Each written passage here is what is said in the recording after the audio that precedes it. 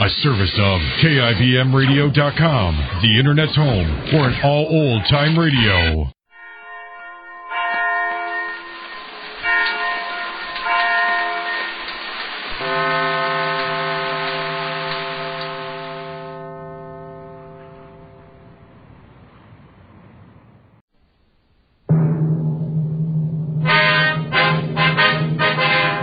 Sound off for Chesterfield. Low in nicotine, highest in quality, best for you. Chesterfield brings you Dragnet.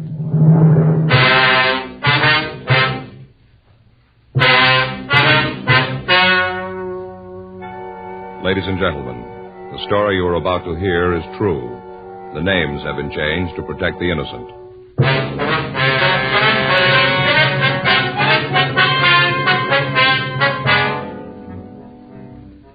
You're a detective sergeant. You're assigned a robbery detail. For the past 3 weeks, a lone thief has been victimizing stores and check-cashing agencies. You've got a description of the man, but so far you've failed to identify him. Your job? Get him. Before you buy your next pack of cigarettes, think this over. A doctor has been examining a group of Chesterfield smokers with special attention to the nose, throat, and sinuses. His latest report, after a full year and a half, says no adverse effects from smoking Chesterfield. Don't you want to try a cigarette with a record like this? Chesterfield, regular or king size, they're low in nicotine, highest in quality, best for you.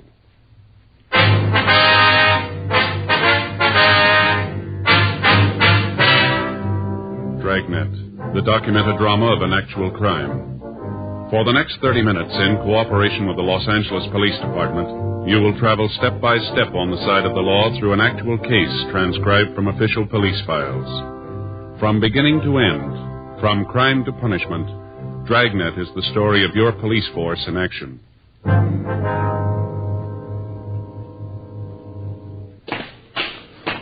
It was Friday, June 10th. It was warm in Los Angeles. We were working the day watch out of robbery detail. My partner's Frank Smith. The boss is Chief of Detectives Thad Brown.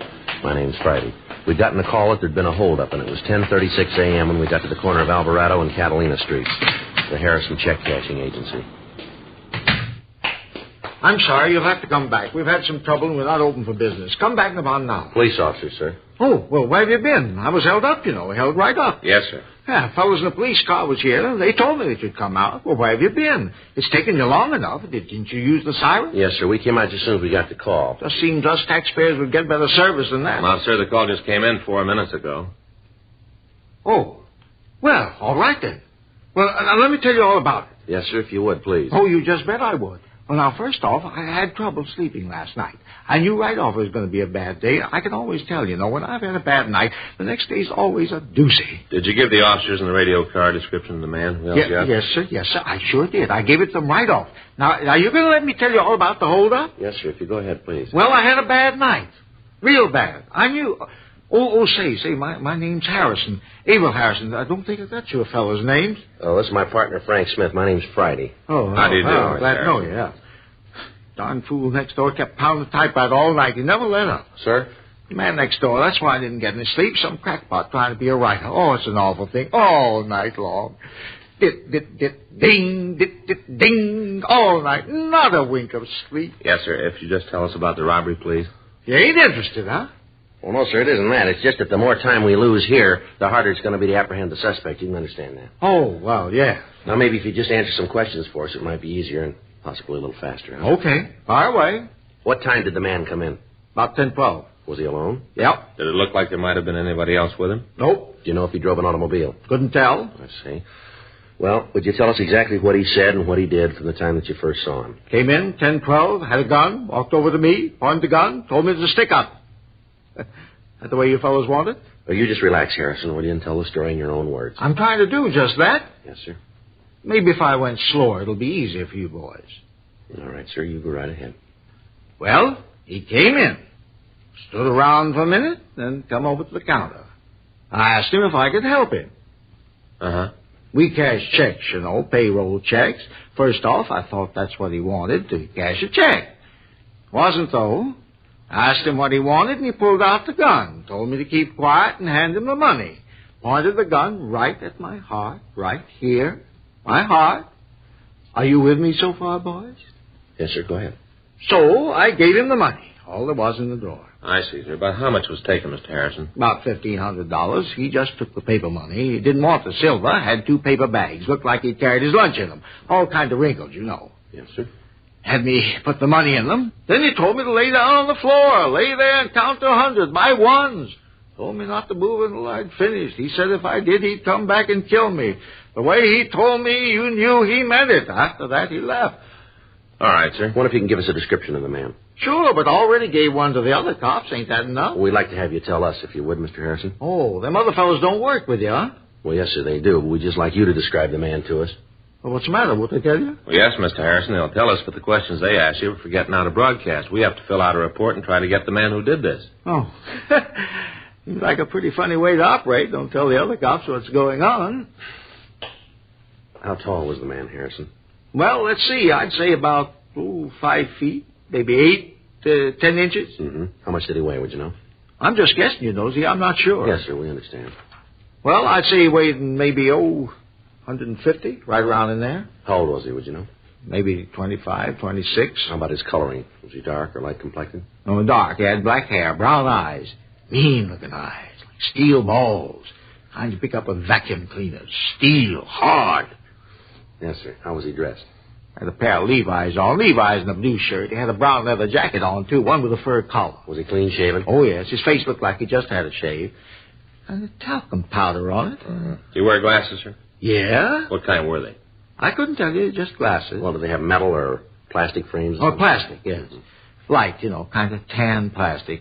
Heavy. The kind that don't have the little curly things around the ears. Just big pieces that went over the top. Mm-hmm. Did the man touch anything with his hands? No, he didn't. The other officers asked me that, too. He didn't touch a thing. Was anybody else present at the time? No one else. I was the only one here. Well, did the man have any marks or scars that you noticed? No, leastways not that I saw. Was there anything unusual about him? Anything that might help us identify him? Well, that mustache should help. Sir? His mustache. I think it was phonier than a $3 bill. Looked like it to me. Well, I thought you said the man was clean-shaven. I did. All around the mustache. I didn't think he meant like that. He's probably clean-shaven under that, too. Sure looked phony to me. Why do you say that? It was red. He was dark. Had black hair, black eyebrows. Don't seem like he'd come up with a red mustache. Seem like it to you? It's hard to say, sir. Don't seem like it to me, not at all. I tell you something else. What's that, sir? I think them glasses was fake, too. Glass in them was funny, like it hadn't been ground, kind of flat. I think they was phony, just like the duster. Duster? Mustache. Red mustache with black hair. Phony. All right, sir. Thank you very much. And we'd like you to come down to the office and look at some other pictures, if you would, see if you can identify the man. Be glad to.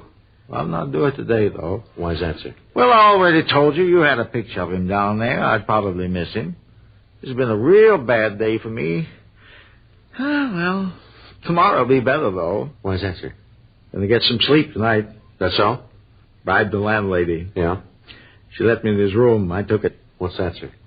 Ain't gonna do much typing without his ribbon, is he?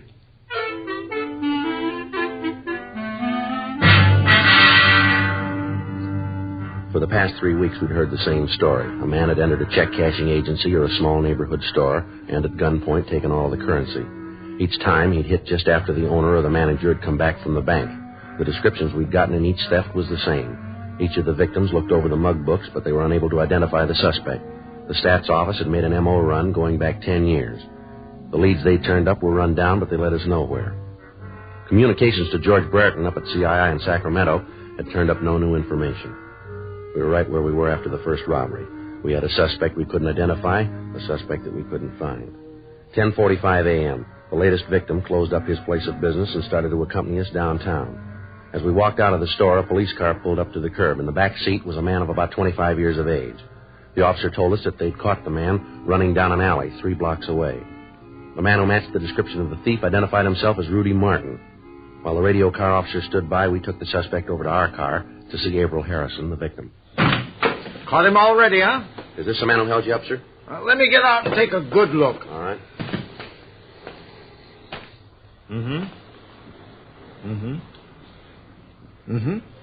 Tell him to turn sideways, north and south. All right, sir. No, I'll turn sideways. That's him. Are you sure? That's the man, even without his mustache and glasses, I can tell. He's lying. He don't know what he's saying. Don't you talk that way to me, young fella. And where's my money, huh? What'd you do with my money? I haven't got it. I never took any money from you or anybody else. You're crazy. I'll teach you to talk to All me right, like Harrison, that. never mind. Now, if we need anything more, we'll be back to talk to you. You mean you ain't going to take me downtown now that you caught the fella? No, sir, we'll get in touch with you later. You make him tell you where he hid the money. $1,500, all in paper. You make him tell you. All right, sir, we'll do that. Thank you very much. Yeah. Well, I'll be right here. Anything you want me to do, just give a holler. I want to see this fella get what's coming to him. Yes, sir. Here's our card, and you call us if you need to. Yeah, you do that. And make him tell you what he done with the money. You want to get back, Martin? I'll check with the radio card, Joe. You want him to follow us to the office? Yeah, tell him we'll take Martin here to the robbery division. We'll check him later. Right.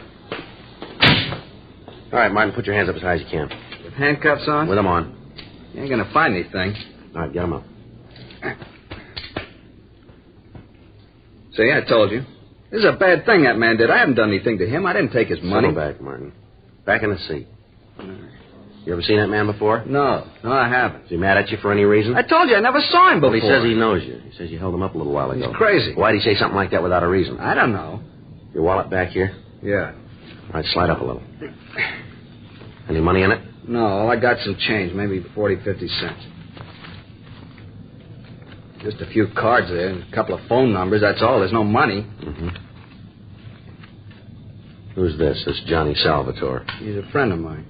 Chris Turan. Another friend. They haven't done nothing. They're both nice guys. And look, you got no right to do this. You got no right to arrest I me. just want to talk to you. If you haven't done anything wrong, then you haven't got anything to worry about, have you? That sounds good, but what am I doing sitting here in his car with you? All right, now tell us the real story, huh? I ain't nothing to tell. I was over by Central Avenue when these two cops came by and picked me up. I wasn't doing anything. Officers say you were running down an alley. They say that you wouldn't stop when they told you to. Now, how about all that? I was scared. You can see how that had happened, can't you? What'd you do with the gun? Wasn't any gun. Victim says it was. I don't know what you're talking about. You registered for the draft, Martin? Yeah. Well, where's your draft card? Isn't it in the wallet? No, it isn't.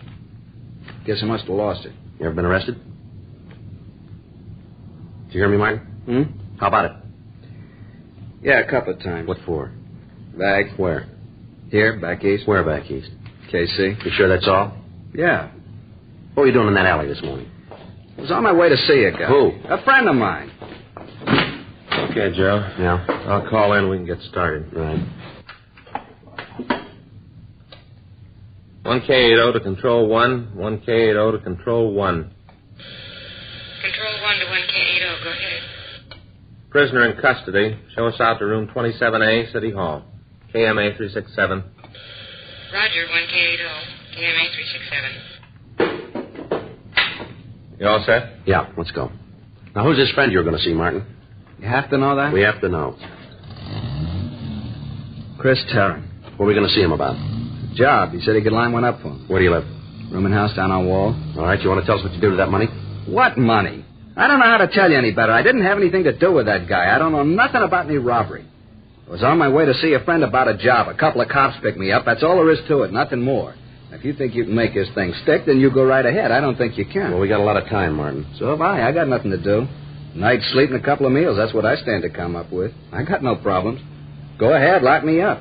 You're going to have to let me go. I don't care what the old guy says. I didn't hold him up. Not him nor anybody else can say I did. The clothes you got on match the ones the hold-up man wore. So what? A lot of people wear these kind of clothes. Victim identified you. The guy made a mistake. I told you that. All right, Martin, you called it. I hope you know what you're talking about. The victim of the robbery identified you, and there's 5 more we think we can tie you into. We make you on the rest of them, you got real trouble here. Now, you'll save us and yourself a lot of time if you'll tell us the truth. You wouldn't know it if you saw it. Well, there's one way to find out, isn't there? Yeah? Try us.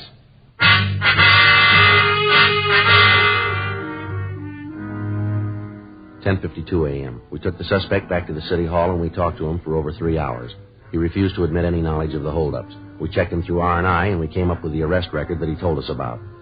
In checking his record, we found that the suspect was wanted for draft evasion. In the meantime, the other victims of the holdup man had been brought down to the office. The suspect was placed in the show-up with several other persons. They all failed to identify Martin as the thief. In checking further with the last victim, Harrison, he stated that he'd probably made a wrong identification. We had a search of Martin's room made, but we were unable to come up with anything. The 2 friends he'd mentioned were checked out, but there was no record on either one of them. The suspect was turned over to the federal authorities for prosecution on the draft evasion charge. We were right back where we started 3 weeks before. The next morning, Saturday, June 11th, we started all over again. This time we went back into the files 15 years. Anybody who even vaguely matched the description was checked out. The M.O. of the thief was rechecked. The machines came up with an additional 17 possibles. Each of these were checked out. It took us 2 weeks, and at the end of that time, we were back where we started again. We had nothing but a description that apparently didn't match anybody in our files, and an M.O. that didn't fit any known criminal. During the time that we'd been checking out leads, the bandit was inactive. Additional cars from Metro Division had been assigned to the detail, and rolling stakeouts were maintained around check-cashing agencies throughout the city. The hold-up man had apparently dropped from sight. Saturday, June 25th, I checked into the office. Robbery, Smith. Yeah. Oh, yeah, Ben. Huh? Oh, just a minute. Little John. You see him, Joe? No, I don't think he's here. Little John? No, he's not here. No, Ben, he isn't here. All right, wait a minute. I'll check the book. Yeah, here. No, I left about an hour ago. Yeah, I'll be back. Want me to call you? Okay, wait a minute. Here's a pencil. Uh-huh. 0281? Right, yeah. Okay, Ben. I got something here. Teletype from San Diego from Hewin and Davis. Yeah? What is it? I'll read it to you. R.E. your APB, dated June 10th, R.E. robbery. Robbery occurred this city last night. M.O. and description matches your suspect. We have identification as Jerry Lane, San Diego number 146382. Are sending mug shots. Huh, looks like a break. Well, it might have been. You didn't let me finish. Yeah? He got away. 12:15 p.m. A special delivery letter arrived from San Diego with the mug shots of Jerry Lane. There was also a note from Sergeant Carl Davis. He explained that the suspect had held up a small liquor store in the city and had badly beaten the owner. A witness was shown the mug books and was able to pick out the bandit. He was identified as a Jerry Lane. He had only one arrest record, and that was for a misdemeanor offense in San Diego County. We checked the name through our identification bureau, but there was no record on him in our files. The mug shots for San Diego had been taken over 4 years previously, but the victims of the robberies in Los Angeles had no trouble identifying it, even without the glasses and the mustache. Additional broadcasts were gotten out carrying the name, and radiograms were sent to Washington and to Sacramento requesting any available information. Another week passed while the search went on. During that time, the hold-up man hit once more, this time in National City, just south of San Diego. From the reports we got, the M.O. matched the one previously used. The suspect made good his escape. Tuesday morning, 11:30 a.m. Frank and I had been out running down a lead. We just got back to the office. Well, there's another one that didn't go anyplace. Yeah? You know, Joe, if somebody could figure out a way to filter out the bad leads, it'd sure save a lot of legwork, wouldn't it? Yeah, I guess I get it. Robbery Friday. Yeah, all right. It's Hewin. Yeah? Hi, Pappy. Yeah. When was that? Yeah, anything on him? Mm-hmm. Yeah, well, you're probably right. Well, I guess the only thing we can do is put out another broadcast. Yeah. No, nothing up here. What'd you say? Right, yeah. Well, if anything else turns up, let us know, will you? Right. Oh, wait a minute. Say hello to Carl. All right, Pappy. Yeah, we'll be talking to you. Right. Thanks. Bye. What's he got? Well, it's our suspect, Jerry Lane. Yeah? He's going to have to stand for more than a 211 charge now. What do you mean? Latest victim just died.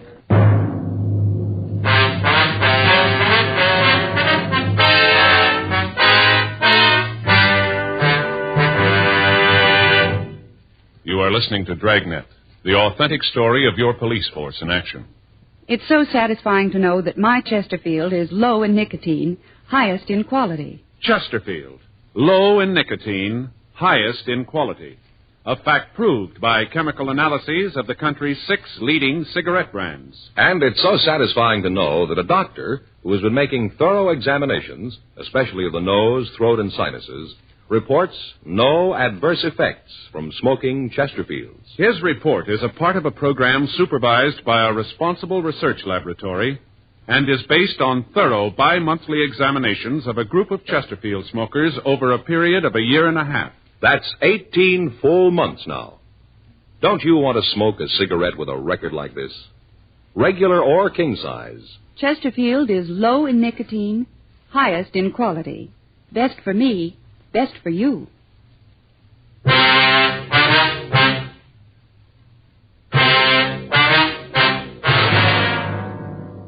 From the information we got on the phone, it looked like Jerry Lane would be headed for Los Angeles. One of the witnesses to the latest robbery said that the suspect drove away in either a 1942 Plymouth or a Dodge Coupe. The color of the car was listed as either a dark blue or black. Descriptions of the car and of the suspect were printed up and distributed to all law enforcement agencies between Los Angeles and the Mexican border. Al Gayton from the San Diego department got in touch with the Mexican authorities, and a close check was kept on all cars crossing into Mexico.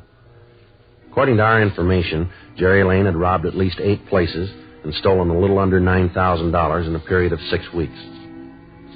While we continued our investigation, the San Diego authorities followed up the leads they had. In the course of checking out the friends and associates listed on Lane's arrest record, they came up with the information that he had at one time been employed as a musician in a downtown nightclub. They interviewed the employees of the place, but they were not able to get a definite lead on the suspect.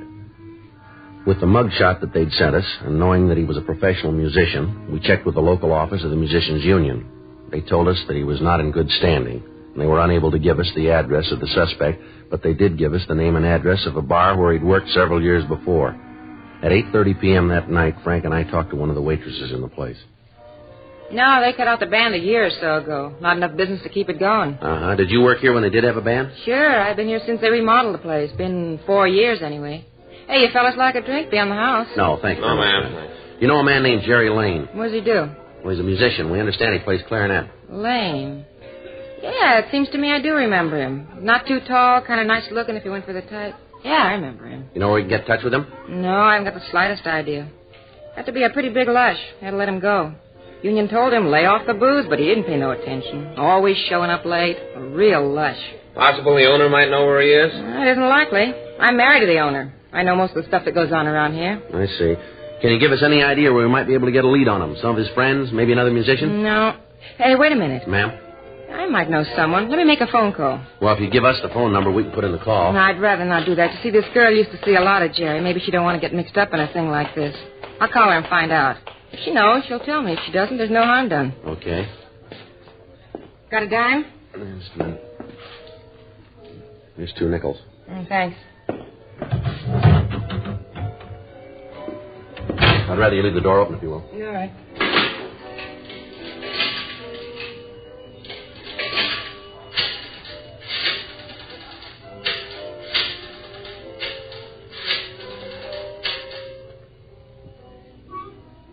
Hello, may I speak to Betty Hodgin, please? Yes. All right. They're calling her. Good. Nice girl. Never figured out what she saw in Jerry. Mm-hmm. Hello, Betty? Betty, this is Naomi. Just fine. You? Oh, yeah, he's fine. Say, Betty, I hate to bother you, but do you know where I can get in touch with Jerry Lane? Yeah. Uh-huh. Yeah, wait a minute. Did you get a pencil? Yeah. Here you go. Now, what's the address, Betty? Uh-huh. Yeah, I got it. No, it wasn't serious, no. No, business isn't that good. Yeah, we still got the piano. Sure, we're going to keep it. Right. Well, thanks, Betty. You guys are in luck. Yes, ma'am? Here's the address. The club down on 6th. Mm-hmm. Betty says he's there almost every night. 9:42 p.m. We called the office and had another team of men sent out. We notified homicide detail that we'd picked up another lead, and they sent out a team of men to give us any help that we might need in apprehending the suspect. The address we'd been given was the Georgetown Club, a small place on West 6th Street. When we got there, the place was crowded, and the band was in the middle of the second set. We checked with one of the bartenders. Sure. That's Jerry playing clarinet. See? Gray suit. Yeah, does he work here? No, he shows up almost every night, sits in with the band. Union doesn't like it. They talked to the boss about it. He's trying to get the bum out of here. Caused a lot of trouble. That right? Sure. Always he comes in drunk, or else he acts like he's high on dope. You want me to get in for you? Yeah, tell him there are a couple of friends who'd like to talk to him, will you? I'll do it right now. You don't want me to say you're cops? No, we don't. I didn't think so. Okay, I get it. Thank you. Some place they got here, huh? Yeah, sure is crowded, isn't it? Right. Better watch him. He's probably armed. Yeah, let's get him outside. It'd be easier to take there. Too many people here. Yeah, the bartender's got him now. Well, let's let him get outside before we move away. Right. fellas. Come on.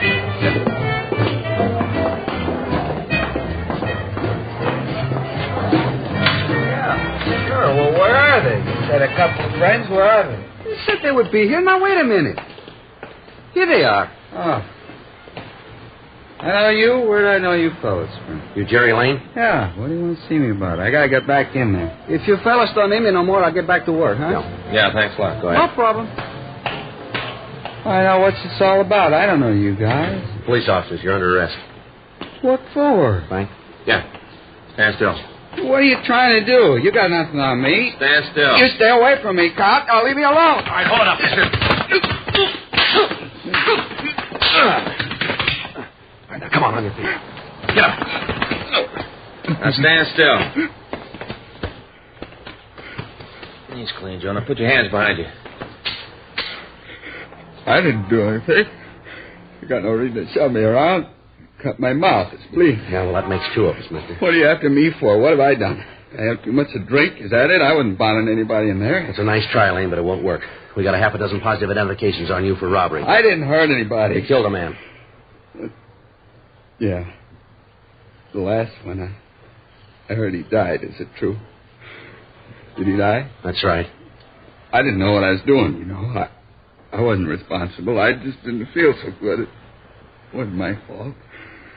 He wouldn't give me the money. I didn't know what I was doing. That's going to make a difference, isn't it? I didn't know what I was doing. I wouldn't know about that, Lane. That's going to be up to the jury, but you can bet on one thing. What's that? They'll know what they're doing.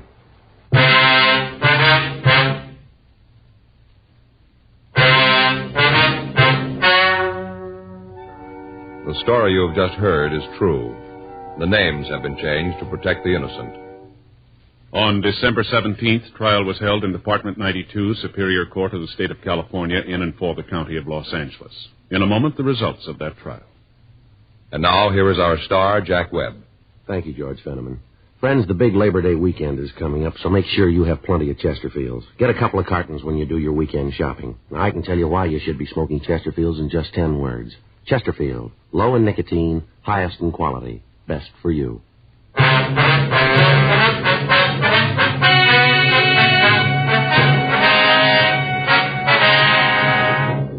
Gerald Carlisle Lane was tried and convicted of murder in the first degree and was executed in the lethal gas chamber at the state penitentiary, San Quentin, California.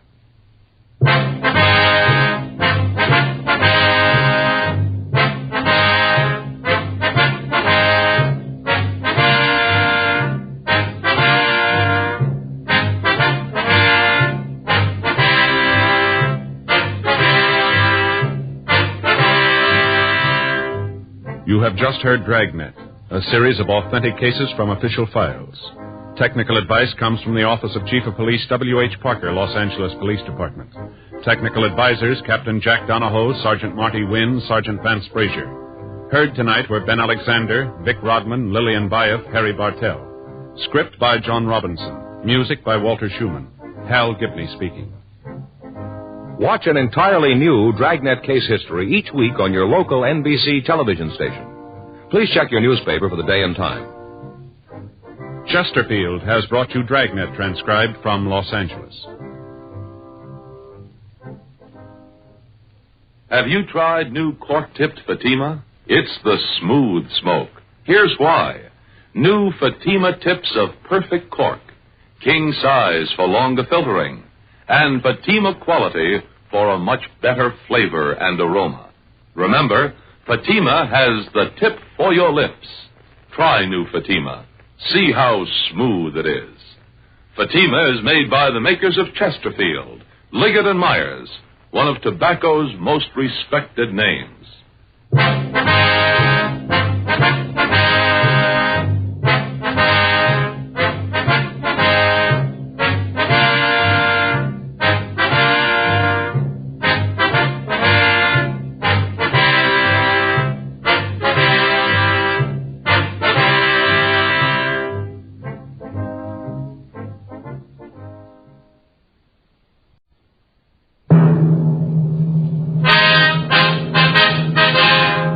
Sound out for Chesterfield. Chesterfield, low in nicotine, highest in quality, best for you. Chesterfield brings you Dragnet.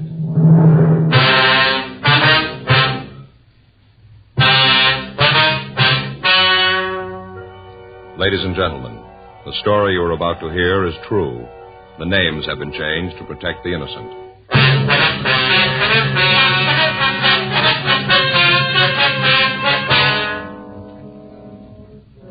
You're a detective sergeant. You're assigned to burglary detail. In the past 5 weeks, 17 homes in your city have been stripped of all valuables. There's no lead to the thief. No description. Your job, get him. Before you buy your next pack of cigarettes, think this over. A doctor has been examining a group of Chesterfield smokers with special attention to the nose, throat, and sinuses. His latest report, after a full year and a half, says no adverse effects from smoking Chesterfield. Don't you want to try a cigarette with a record like this? Chesterfield, regular or king size, they're low in nicotine, highest in quality, best for you.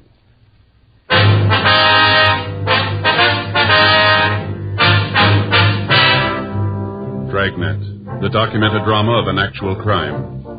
For the next 30 minutes, in cooperation with the Los Angeles Police Department, you will travel step by step on the side of the law through an actual case transcribed from official police files. From beginning to end, from crime to punishment, Dragnet is the story of your police force in action.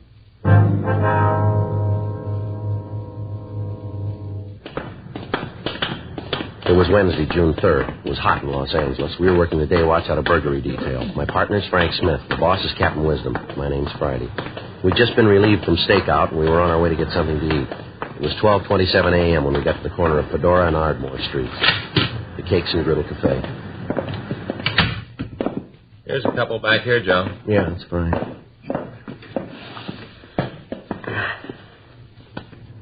What'll it be, fellas? You got a menu? Up there on the board. Huh? Oh, yeah. How's the hash? Pretty good. We're out of it. I didn't think a restaurant was ever out of hash. We are. Uh-huh. You want to give me a stack of wheat cakes, some bacon, and a cup of coffee, please? Hey, that sounds good. I'll have the same. But make mine plain hotcakes and sausage on the side, will you? Yeah. Well, you want the coffee now? Yeah. Yeah, that'll be fine. Come on. Say, put an egg on my hotcakes, huh? Yeah. Over light? Over light. Yeah. Well, I'm hungry, Joe. Well, I figured that. Is that the morning paper you got there? Yeah, this? Yeah. Yeah. Yes, it is. Hand it over, will you? There you are. Thanks. What's on the front page? I'm looking at the sports, Joe. A lot of news there. Do you want to know what's going on in the world? Joe, I like the sports. I get the news all the time. Look, my boys, the Hollywood Stars, won again. Puts them 9 up. Looks like they might win the pennant. Good. Dale Long sure knocking them in. Who? Dale Long. Oh.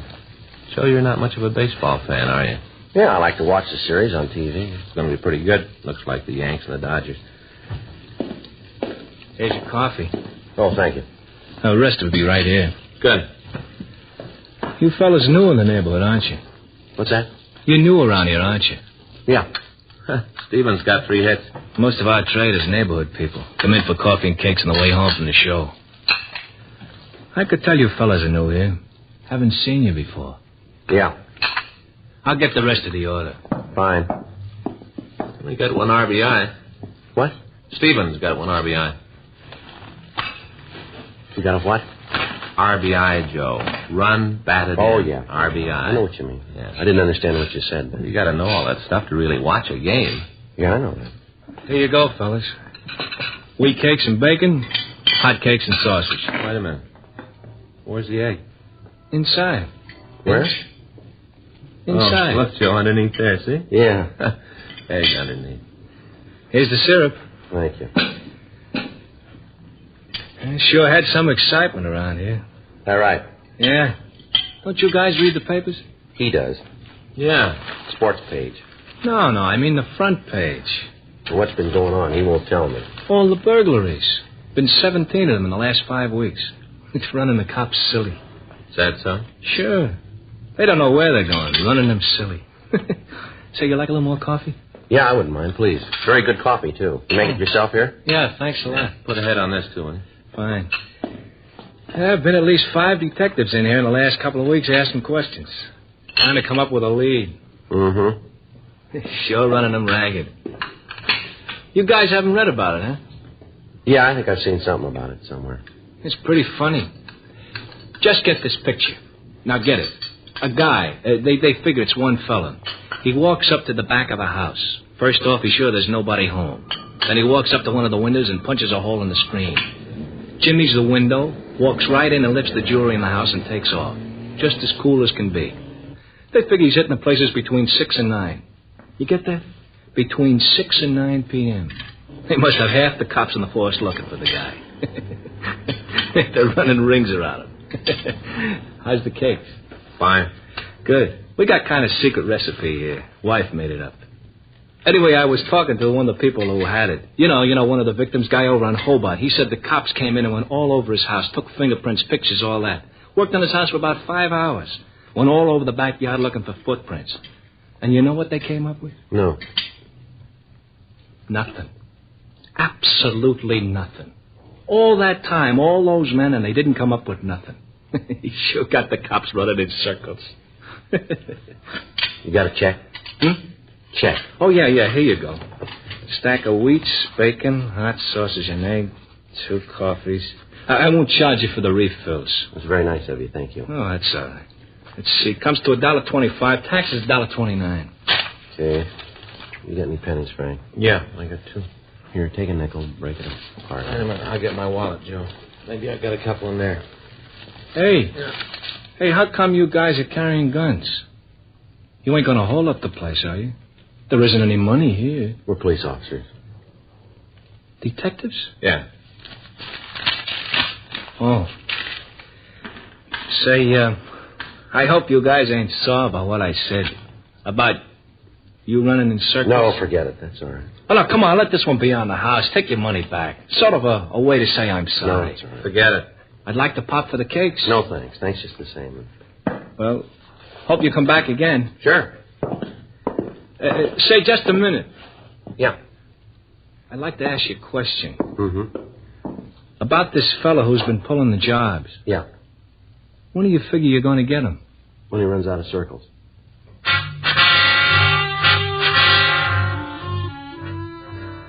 The papers had carried the story since the 5th burglary. As the thefts continued, the stories grew in importance. The thief had been operating in the same general area. On each report, the crime lab had been sent out, pictures were taken, fingerprints were lifted.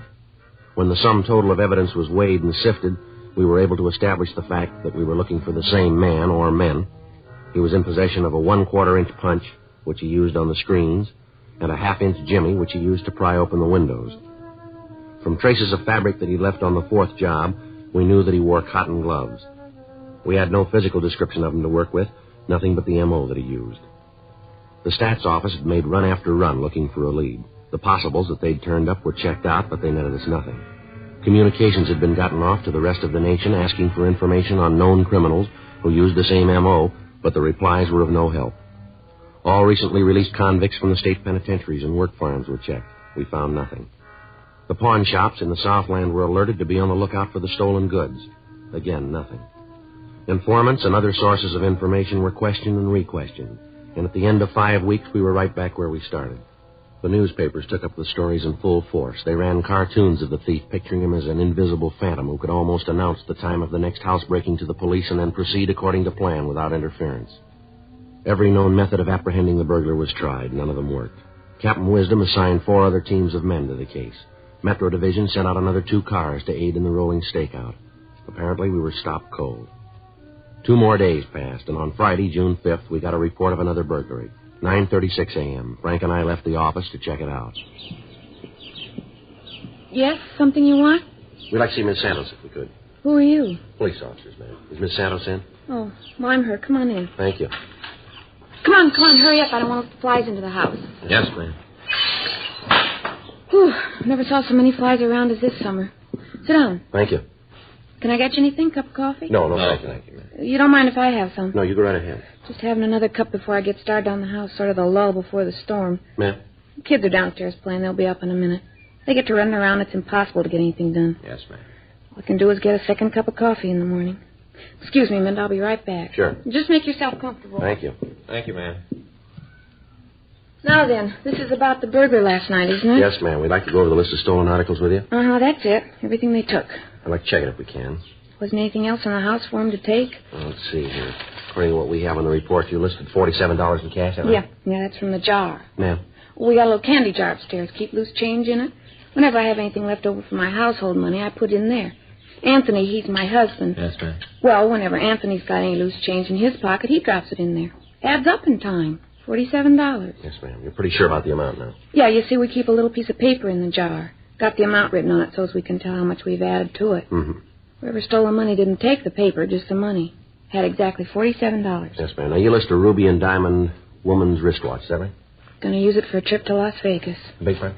We were going to use the money in the jar for a trip to Las Vegas. Only needed $150 more. Now we got to start all over again. Yes, ma'am. Now, about the watch?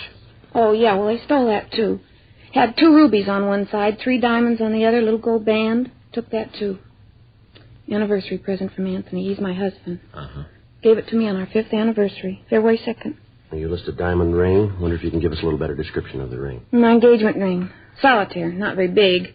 Had it on my dressing table on one of those little ring gadgets. You know, the little block of wood on the little stick? Yes, ma'am. You put your rings on it when you're doing the dishes? Not very big. Yes, ma'am. Now, was there anything else of value taken? No. A couple of cheap little costume pieces, bracelet, couple of pins, nothing really worth anything. I'd like to have descriptions of the pieces if we can. I can give them to you. All right, fine. You really think you're going to be able to catch the fellow that took the things? Well, we don't know. We're sure going to try. Have there been any strangers that you've noticed in the neighborhood lately? No, none that I can think of right off. Any strange cars, ma'am? You married, officer? Yes, ma'am. Got any kids? Yes, ma'am, too. Mm-hmm. Will you just ask your wife how much time she's got to take notice of cars driving up and down the street, noticing whether people are loitering in front of the house or not? You just ask her. She'll tell you. You men all the time talking about the modern conveniences. Help out the housework. Just zip and the house is clean with the vacuum. Swish the dishes around. They're all clean with the new soaps. Yes, ma'am. Well, maybe it's better than our mothers had it, but they still haven't come up with nothing short of a straitjacket that'll keep you from having to run after the kids all day. Yes, you ma'am. ask your wife. She'll tell you. Yes, ma'am. You ask yours, too. You'll see. I'm not married, Miss Sanders. Well, then you wouldn't know. Well, you can talk to his wife. Those fellas last night, they get any clues? We haven't checked with them yet, ma'am. Seems like they should be able to tell something about who did it. All that powder they was putting around, the pictures they was taking, all the excitement. Took me 2 hours after they left before I could get the kids to sleep. All that trouble, they should have something that's going to get the things back. Sure know one thing. What's that, ma'am? Man that stole the watch, wish they'd taken the book. Beg pardon? The record book. It was right in the drawer of the dressing table. The way those people at the store are, if you don't find them, they will. I don't believe I understand, Miss Sanders. The people where we bought the wristwatch, they'll find him sure. They won't let him get away with it. Ma'am? The watch, it isn't paid for. 10:42 a.m. We started to canvass the neighborhood. For the next hour, we talked to the people in the houses on both sides of the street. None of them could add anything to the story given us by the latest victim. 12 noon, Frank and I called the office and told them we'd be out for 7. As we were leaving our car, a tall, elderly man approached us. He identified himself as Ross Dunham. He explained that he lived in the corner house on the same street as Mrs. Santos. Yeah, my wife told me you were about the house this morning. Yes, sir, we were. Got something that maybe you can use. What's that, Mr. Dunham? Well, I noticed it right off. Didn't want to say anything about it to the missus. You know, women get upset. Thought it'd be better not to mention it. Yes, sir, what is it? Night before last, Thursday, I saw the car. What car was that, sir? The one I want to tell you about. I was going downtown to tell you officers about it. Felt kind of like it was my duty. You know, public spirit. Yes, sir. How about the car? Well, it was kind of warm night. Mrs. and I were sitting out on the porch in the glider, just taking the night air. Then I saw the car go by. Didn't think much about it at first. I see. Must have been about 6:30, right after supper. We were just sitting there taking the air, having a glass of iced tea. Then I saw the car go by again, slow-like he was looking the houses over. Could you describe the car for us, sir? Yeah, got written right down here someplace. Car went by the house 2 more times that night. 4 times all told. 4. Uh-huh. Yeah, I think I got it in my wallet. Might have left it in my other pants. I thought Oh, no, here it is. There it is. Even got the license number. Yes, sir. Is it going to help? Well, we don't know, sir. We'll check it out. Can I have that paper, please? I'll call it in, Joe. Have him check the MV. Right. Sure hope it gives you guys some help. The way the burglar's been running around here, terrible. The man isn't safe to leave his house. I've been thinking about having those little bell alarms put on the window. Did the officers talk to you last night, sir? You mean when they came out to see Mr. Santos? Yes, sir. No, they didn't. I saw the police car. I thought about going down to talk to him. But the missus would have wanted to know what was going on. Told her about the car, and it had upset her. She's kind of nervous. Breaks out in a rash whenever anything happens like this. I see. Got just about every kind of ointment in the world. Doctor says it's in her mind. Says it's all in her imagination. Do you believe that? Well, I wouldn't know, sir. I don't put much stock in it. I used to get rashes when I'd eat fresh peaches. Don't anymore, though. See you in a minute, Joe. Yeah, would you excuse me, Mr. Dunham? Yeah, sure. Mm-hmm. Did you get anything? Yeah. Didn't have any trouble making the car. Got a good suspect. Yeah, who? Guy named Oakes. Oakes? Yeah. Works on a burglary. It's a police car. We thanked Mr. Dunham for his cooperation in the attempt to help us. As a public-minded citizen, he'd done what he thought was right. During the time we'd been working on the case, we'd turned up dozens of well-meaning citizens who wanted to cooperate. Each of the tips, no matter how remote, we checked out. This meant using additional man-hours and pulling officers off other assignments to investigate the possible leads. But in every event, we appreciated the tips. 3 more days passed. The thief hit once more. In spite of the close surveillance we were keeping on the area, he somehow managed to get into the vicinity, commit the crime, and leave without being observed. The pressure from local citizens clubs and insurance companies got a little heavier. On Tuesday morning, June 10th, a meeting was held in Chief of Detectives Thad Brown's office. The detail and results of our investigation were gone over again. Additional bulletins were gotten out requesting information on the M.O. The area of the rolling stakeout was increased to 96 square blocks. That's 2 square miles. A new plan for surveillance was worked out. Under the new conditions, we were able to keep the entire neighborhood under almost constant watch. Additional teams of men were assigned from Metro Division. To date, the thief had stolen jewelry, money, and other personal property amounting to a little over $8,000. The check on the pawn shops was tightened, but none of the merchandise turned up in the normal outlets. Every night between the hours of 5:30 and midnight, the dragnet of the area was put into effect. During the next week, the theft stopped completely. Apparently, we'd stopped the burglar, but we still hadn't caught him. Wednesday, June 17th. I checked in for work. Joe? Yeah? I think we got something. What's that? I was just down the hall with Bates. Yeah. I checked out the FI cars that have been filed in the area we're working. Came up with one possible. Yeah, what do you got on it? A guy named Boyd Hall. He was stopped 4 times in the last week in different locations in the same general area. Told the officers he was on his way home. How do you spell that name? B-O-Y-D, Boyd Hall. Mm-hmm. You got his address? Yeah, better check it out.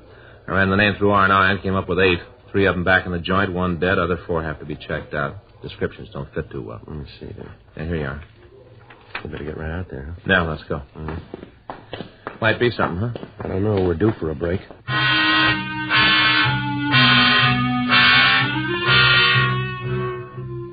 15 minutes later, we turned off Vermont Avenue onto Venice Boulevard.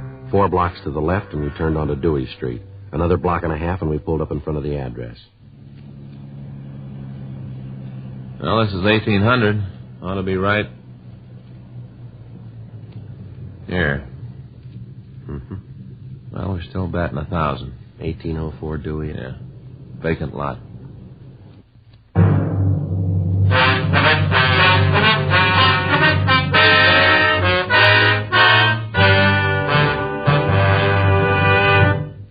You are listening to Dragnet, the authentic story of your police force in action. It's so satisfying to know that my Chesterfield is low in nicotine, highest in quality. Chesterfield, low in nicotine, highest in quality. A fact proved by chemical analyses of the country's 6 leading cigarette brands. And it's so satisfying to know that a doctor who has been making thorough examinations, especially of the nose, throat, and sinuses, reports no adverse effects from smoking Chesterfields. His report is a part of a program supervised by a responsible independent research laboratory and is based on thorough bi-monthly examinations of a group of Chesterfield smokers over a period of 1.5 years. That's 18 full months now. Don't you want to smoke a cigarette with a record like this? Regular or king size. Chesterfield is low in nicotine, highest in quality. Best for me, best for you.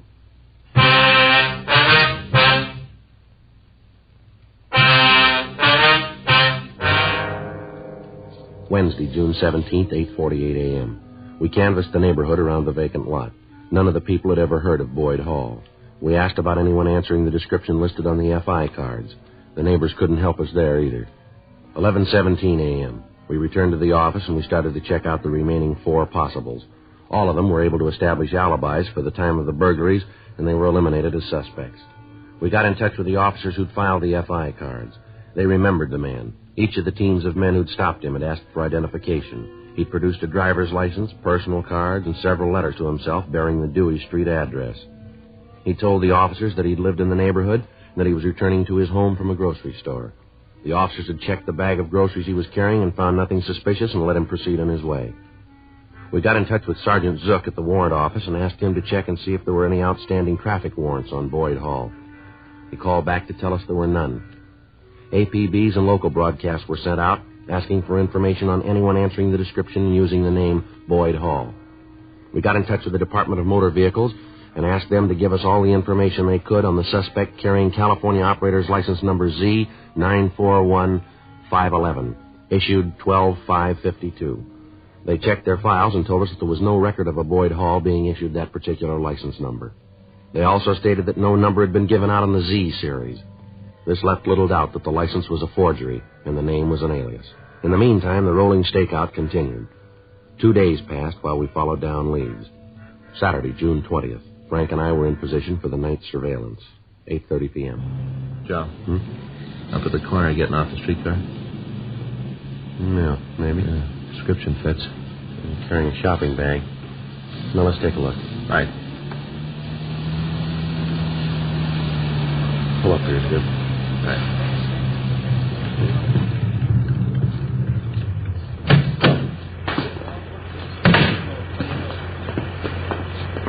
Excuse me, fella. We're going to have to go through this again. Beg your pardon? You're police officers, aren't you? Yes, sir, we are. And you want to see my identification? Yes, sir, that's right. All right. Be glad when you fellas find whatever it is you're looking for. You know, this is the 5th time I've been stopped. Is that right? Yeah. Here, will you hold this shopping bag for me? Sure. Hey, what you got in here? Loaf of bread, groceries. I got my driver's license in my wallet. Here. Could you take it out of your wallet, please? Sure. There. See? Mm-hmm. Boyd Hall. That's your true name? That's what it says. 1804 Dewey Street, and that's where you live? Yeah. Just came back from the store. Mm-hmm. Well, we're sorry we bothered you, Mr. Hall. Perfectly all right. I know you're only doing what we pay you for. I'll tell you what, to make up for causing any inconvenience, let us drive you home, could we? Oh, that's not necessary. It's just a couple of blocks. I don't mind a walk. Don't like to put you fellas out. Well, don't worry about it. Get in the back seat, huh? Really, I appreciate the thought, but it's not necessary. Want to get in the back there? All right. Want to take the shopping bag in front, Frank? Yeah. Go ahead, Hall.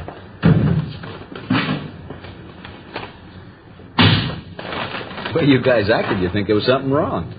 Nothing is there? No, I was just saying the way you guys... Never mind. How long you lived in this neighborhood, Hall? A little while. We just bought the house. About how long would you say? Not long. How long? A couple of months. I think it's right at the next block, Frank. Yeah. Say, I sure appreciate this, but you guys don't have to go out of your way. Just drop me off the corner. I can walk. It's just a little ways down. No, it's no trouble at all. Here we are. Well, I sure want to thank you, officers. It's a real pleasure to know that our taxes are paying for the kind of service you've just given me. Well, it's going to get a little better. Hmm? Never mind. Want to get out of the car, we'll walk up with you. Yeah. That's okay. I'll carry the bag for you. Well, it might be better if I took it. No trouble. Now, which is your house, Hall? This one right here. Mm-hmm. That's 1802. Then that one's 1806. Let's walk down a little further, shall we? Mm-hmm. It's fine. Now, if we figure correctly, 1804 would be right here, wouldn't it? Don't suppose it'd do any good to say somebody stole the house. No, I don't suppose it would. You want to tell us about it? Yeah, I might as well. Now, let's get back in the car.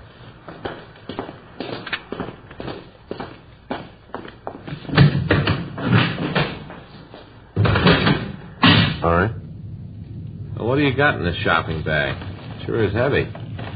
Let's see. A box of breakfast cereal. And a loaf of French bread. You ought to take this bread back, Hall. Look here, somebody cut it right in half. See here, Joe? Yeah. All hollowed out. punch and a jimmy inside. Burglary tools. You want to tell us where you got them? How about it, Hall? All right, let's go, Frank. Yeah.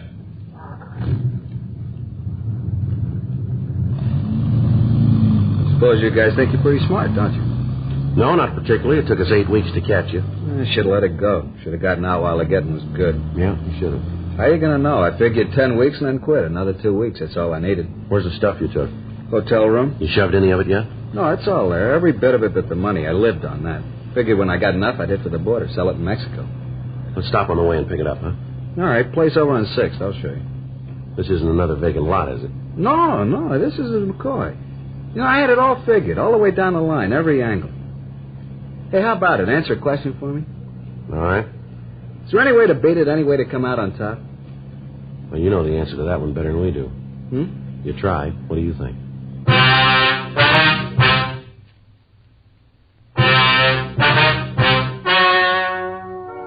The story you have just heard is true. The names were changed to protect the innocent. On October 15th, trial was held in Department 96, Superior Court of the State of California, in and for the County of Los Angeles. In a moment, the results of that trial. Now, here is our star, Jack Webb. Thank you, George Fenneman.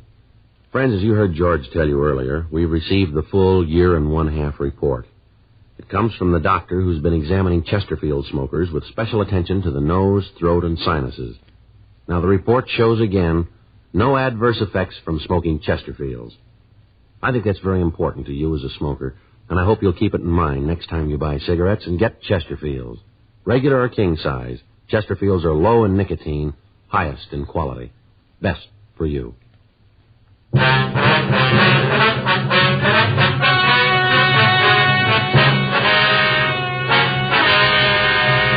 Lawrence Philip Harris, alias Boyd Hall, was tried and convicted on 6 counts of burglary in the first degree and received sentence as prescribed by law. Burglary in the first degree is punishable by imprisonment in the state penitentiary for a period of not less than 5 years. Dragnet wishes to thank the editors of McCall's magazine for their interesting personal story about Jack Webb, Nobody's Man Friday, in the current September issue of McCall's.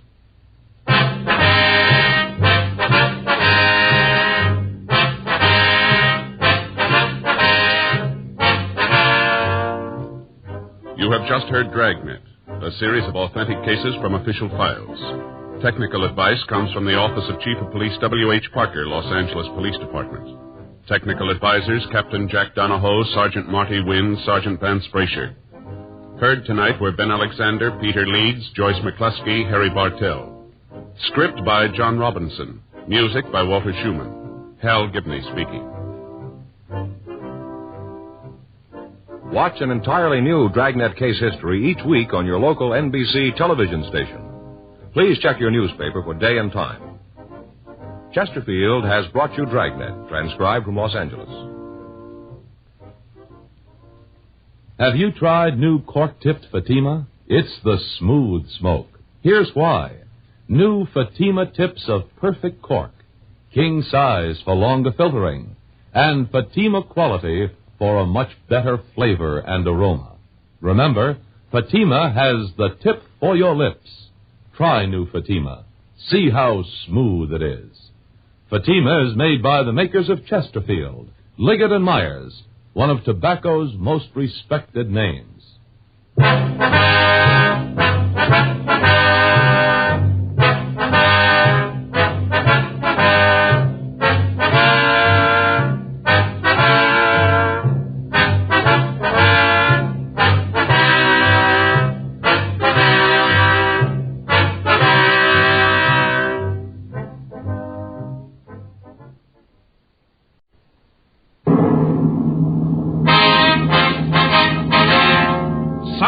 For Chesterfield.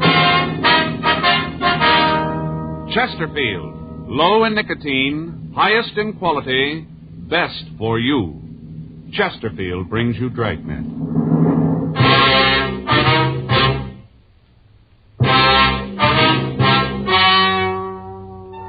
Ladies and gentlemen, the story you're about to hear is true. The names have been changed to protect the innocent.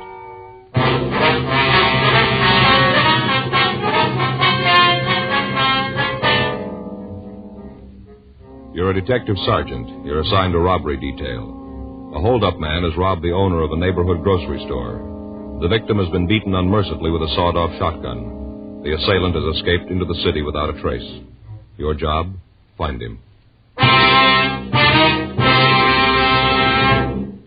Smokers by the thousands are now changing to Chesterfield, the only cigarette ever to give you 1, proof of low nicotine, highest quality. 2, this proven record with smokers. No adverse effects to the nose, throat, and sinuses from smoking Chesterfield. Chesterfield, regular or king size, low in nicotine, highest in quality, best for you.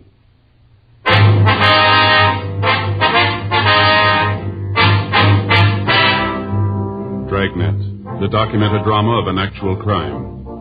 For the next 30 minutes, in cooperation with the Los Angeles Police Department, you will travel step by step on the side of the law through an actual case transcribed from official police files. From beginning to end, from crime to punishment, Dragnet is the story of your police force in action.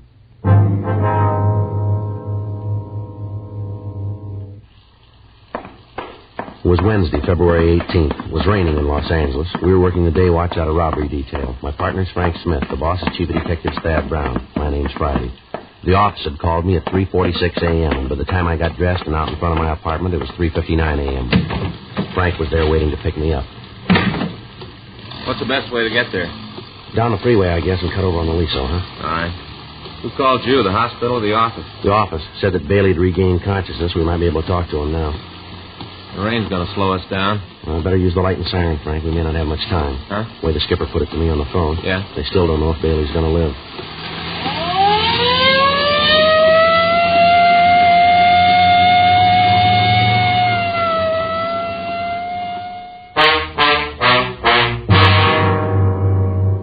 Raymond Bailey was 62 years old. He owned and operated a small neighborhood grocery store on the corner of Whitman and Beacon Streets. 2 days before, on Monday night, a man had entered the store and at the point of a sawed-off shotgun had robbed Bailey. After emptying the cash register and the safe, he'd slugged the elderly man with the barrel of the gun and he'd fled. Bailey had been rushed to Georgia Street Receiving Hospital and then transferred to the county hospital for treatment. For the past 2 days, he'd been under heavy sedative and he'd been in a coma. He was suffering from a skull fracture, cuts, and bruises. His condition was listed as critical, and we'd left word to be called the minute he regained consciousness. 4:26 a.m. We got to the hospital. We went up to the 4th floor. We met and talked with the doctor who'd been taking care of Bailey. He told us that the patient had just been given another shot to ease the pain and that he'd probably drop off to sleep. We went into the hospital room and walked over to the side of the bed. It was a few minutes before the old man started to talk. I'll tell you what I remember. All seemed kind of far away, like I read about it in a book. Not like it really happened to me. All right, sir, if you just tell it in your own words, if you can. What time is it? It's 4:45, Mr. Bailey. Who's that? I'm Frank Smith. Oh, you a policeman, too? Yes, sir. Oh, 4:45, huh? At day or night? It's in the morning, sir. I sure been out. If you'd tell us what happened, sir. How many of you are there in here? But just the two of us. Way they got my head all bandaged, can't see. Say, officers. Yes, sir? Doctor said this is Wednesday. Is that true? Yes, sir, that's right. Wednesday the 18th. I can't figure where the time's gone. It can't be Wednesday. Why do you have to agree with him? Why don't you tell me for true? Well, sir, you've been asleep for a couple of days. Really? Yes, sir. Been pretty sick, huh? That's what they tell us. Seems like every time I turn around and give me another shot. Takes the pain away, but makes everything seem so far away, like nothing was really happening to me. Yes, sir, we understand. Think you could go on with the story? Yeah. This fella came in Monday night. It was raining. Wasn't much business. I was figuring on closing when he came in. Took one of the carts and started to pick up stuff off the counter. Yes, sir. Well, the fella picked up a lot of stuff. Had a shopping bag with him, hung it on the cart. I figured that I'd have to check the bag when he got the check stand. We had a lot of shoplifting lately. I see. Well, after he looked the store over, he came up to the check stand. I checked out the stuff he had. Came to over $5. Picked out all kinds of things, most of them imported. I see. These were all groceries, were they? Yes. I had the stuff, and it come to a little over $5. Oh, I got exactly how much. A little over $5. All right, sir. After I got everything all totaled up, well, I asked him if I could put it in a shopping bag for him. I didn't want to come right out and ask to see in it. After all, he might have just moved in the neighborhood, and I haven't got that many regulars that I can insult him. Yes, sir. That's when he pulled the gun. Pulled it right out of the shopping bag. Now, you saw that it was a shotgun, did you? Yes, sir. The barrel was short. I guess it'd been sawed off. Mm-hmm. He pointed at me and told me to give him the money in the cash register. All right, sir. And he told me to lay down on the floor and stay there for 5 minutes and not to move. Mm-hmm. I was going to do it. I wasn't going to give him any trouble. Money doesn't mean that much to me. You get to be my age, 62, and it's more important that you're alive than how much money you got. Yes, sir. A lot more important. Yes, sir. Well, I was just going to do like you said when Mrs. Colton came in the store. She's one of my regular customers, you know. I see. She saw the fellow with the gun, and she let out a scream. I tried to tell her to keep quiet, but before I could say much or anything, the fellow turned around and hit me with a gun. Oh, I say, hit me just about as hard as he could. I kind of remember the sirens coming, but after that, it's kind of hazy. Like it didn't really happen to me, like I read about it. I see, sir. Now, can you tell us what the man looked like? Yeah, I guess I can. But before I do, though... Yes, sir. Would you tell me what time it really is? Well, right now it's 4:50, Mr. Bailey. 4:50 a.m. Wednesday morning? Yes, sir, that's right. I don't think it's very nice, you fellas, play a joke like this on an old man. Seems like you could be honest. If I had my watch, I could tell myself. Well, we're telling you the truth about the time, Mr. Bailey. It's 4:50. All right, then you have your little joke, but I don't think it's funny at all. Now, sir, can you tell us how old the man was? About 24, 26. I see. How tall was he? Tall as me. I can remember because I could look right over straight at him. That'd make him 5'8". Yeah, right about that. Was he heavy or slight? I couldn't tell too well. He had a big overcoat on. How about his coloring, his complexion? Oh, he's dark complected, had dark eyes. Do you remember what the color of his hair was? Well, I could just see at the temples. It was black. Yeah. He had this hat on, the hat pulled down. Uh-huh. Was he clean shaven? Yes, he was. I'm sorry to have to ask you all these questions, but we have to get to the bottom of this. Did he have any marks or scars? Yes, sir. He had a little mole on the side of his nose. Just a small little one. Which side of his nose, would you remember? Well, when he was facing me, it was on the left, so that'd be on his right. Yeah, that's right, on the right side. I hope we're not tiring you too much, but was there anything different about the way he talked? An accent, something like that? No. Say, how about the things he picked up? You get any fingerprints from him? No, sir. He must have taken all the groceries with him. Would you know the man if you saw him again, Mr. Bailey? You just bet I would. I'd remember that face till my dying day. I won't ever forget it. Think you've ever seen this man before? No, sir, never did. Would you know if he drove a car? Well, I don't think so. He was so wet when he come in. He must have walked a ways. And like I said, his shoulders are just soaking wet. Yes, sir. We'd like to have you look at some pictures when you feel a little better, Mr. Bailey. You just bring them on. You got a picture of that young hoodlum, I'll know it. All right, sir. We're going to have to come back and see you. You ought to try to get some sleep now. We appreciate your cooperation here. Well, I suppose I should. The last couple of minutes, you fellas been getting a little further away from me. Seems like none of this is happening to me, just like I'm dreaming it.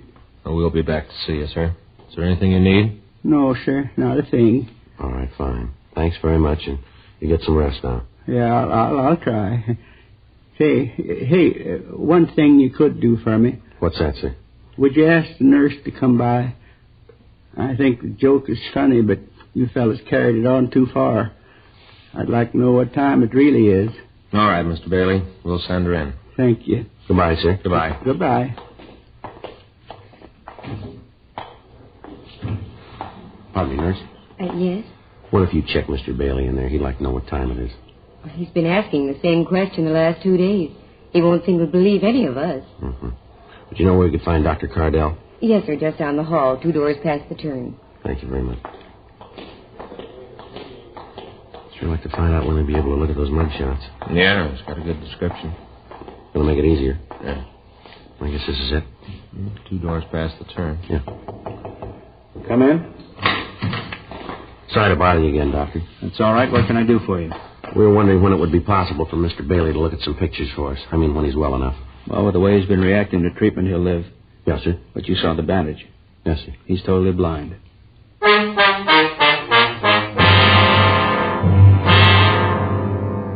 5:10 a.m. We got to the city hall. We got out a supplementary broadcast and an APB carrying the description of the suspect. We asked the stats office to make a run for us on the information the victim of the holdup had given us. They said they'd be able to give us a list of possibles by 10:30 that morning. We checked through the oddity file to see if there might be something in the records on the small mole on the suspect's nose. There were several cards turned over to us, but none of them matched the rest of the description that we had. 6:30 a.m. We went across the street, we had breakfast, and then we came back to the office and put in a call to the hospital to check on Bailey. The doctor told us that he was sleeping comfortably and he appeared to be past the critical point. For the next hour, Frank and I checked through the mug books to see if there were any recent parolees who matched the description that we had. We came up with nothing that would help us in getting an identification of the suspect. The woman customer of the store mentioned by Bailey in his report of the crime had been questioned thoroughly, but she was unable to give us any additional information on the holdup man. She was unable to give us a concrete description of the thief. She'd been shown the mug books, but after looking at them, she stated that she was more confused than she had been before seeing them. She also told us about the suspect's black overcoat.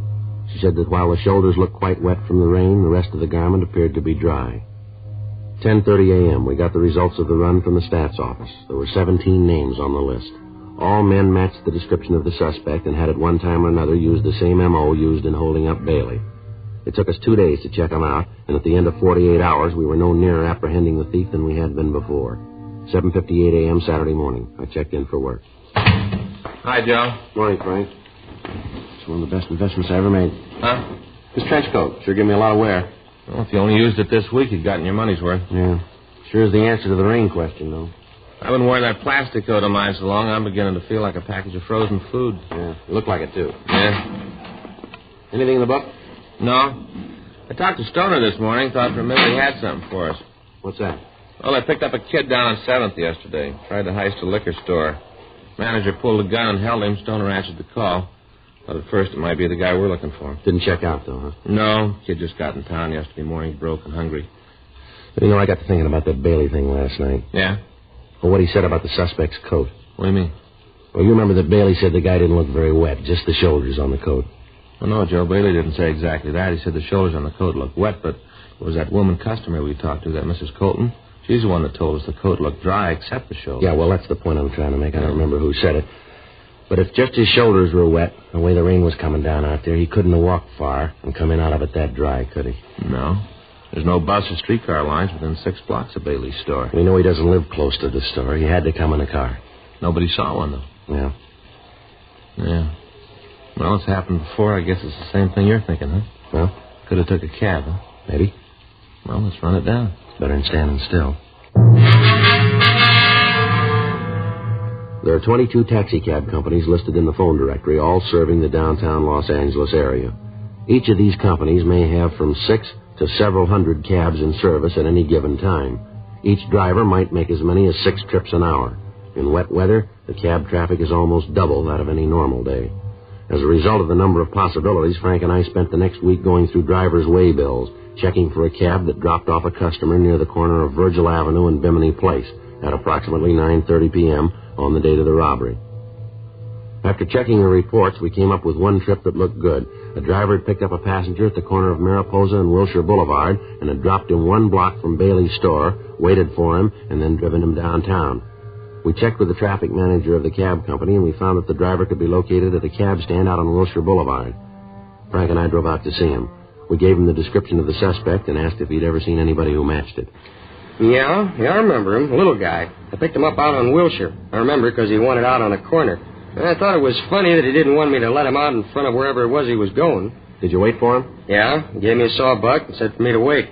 I dropped the flag, and, I guess it was about a half an hour later, he came running back to the cab. Jumped in, told me to take him down to First and Spring. Let him out there. Remember him pretty good now. Had a big shopping bag. I see. Do you know where he went when he got out of your cab out on Bimini? No. I think it was an apartment out there. The way the rain was coming down, I didn't stick my head out to watch him. How about when you dropped him off downtown? You see where he went then? No. You think you'd know this man if you ever saw him again? Not sure. He wore his hat kind of down over his face, dark in the back of the cab. Might know him, then maybe I wouldn't. I'd like to have you come downtown and look at some pictures if you would, see if you can spot him for us. Sure, I got to get cleared through the dispatcher first. That's all right. We'll take care of that. Say, what's this guy done? Something pretty bad, huh? Well, we want to talk to him. Going to a lot of trouble just to talk to the guy. Come on, you can tell me. I won't spread it around. What's it be? What's he done, huh? That'll be a little better if we talk to him about it. Okay, that's the way you want to play it. I don't want to get nosy. I'll get you cleared with the dispatcher. Okay. I'd like to have you show us the apartment you think the man might have gone into, if you would. Sure, glad to do anything I can to help. Oh, say about those pictures. Yeah. Sure was dark that night. I hope I can point him out. Yes, sir, so do we.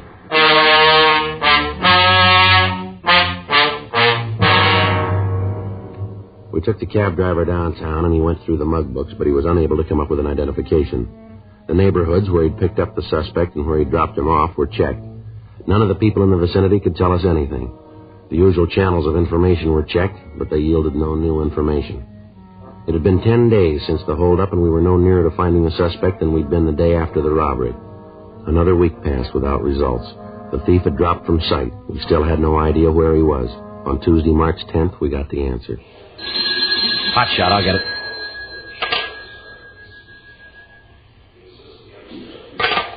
Anything? Yeah, he just hit again.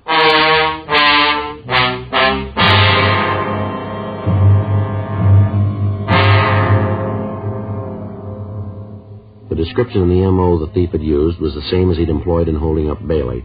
During the following 3 days, he hit 3 more times. Each time he got away without a trace. From the information we were able to get, it became apparent that he was using taxicabs to get to and from the scene of the holdups. We checked the cab companies and got their full cooperation. They agreed to help us as much as they could, but explained that with the tremendous volume of business that they handled each day, it would be almost impossible to check every passenger that the drivers carried. We got out printed descriptions of the suspect, giving detailed information of the hat and the coat that he wore, the shopping bag that he carried, and the fact that he asked the drivers to wait for him. Another week passed without results. The bandit had stopped operating. Thursday, March 19th, 3 additional teams of men were assigned to the case, and a rolling stakeout was set up in the general area where the holdup man had been working. Additional cars were planted at the cab stands along Wilshire Boulevard and in the vicinity of 1st and Spring Streets. Another 2 days passed. On Thursday, March 21st, Frank and I were sitting in our car, staked out at the cab stand at the corner of Wilshire and Leeward, 8:46 p.m. That looks like it's going to rain again. Yeah. Those clouds have been moving in all afternoon. Pretty black, aren't they? Yeah. Sure cold, too. Mm-hmm. Attention all units. All units. 9648 Eldon Place at 211 code 3. All units in the vicinity of 9648 Eldon Place at 211 code 3. Let's go. Right. Couple blocks over. Yeah. Well, this is 9400. Should be 2 blocks down from here. Right. Better hold it. There's a cab headed this way. You see who's in it? No, he's pulling over the other side. I'll take a look. Yeah, might be. You want to check it? Yeah. All right, I'll swing around. The cab's taking off. You see it? Yeah, he's up ahead, just turning off on Wilshire. See him? Yeah, I hope you don't lose him. There's only 1 man in the back seat. You get a good look at him when we pass? Not too good, no. Hat pulled down. That's about all. See him? Yeah, there he is up ahead. Yeah, probably pulled a gun on the driver. All right, stick to him now. Yeah. It looks like he's headed for MacArthur Park. Yeah. Turn right. Yeah. There's a cab. Come on, pull up. Come on.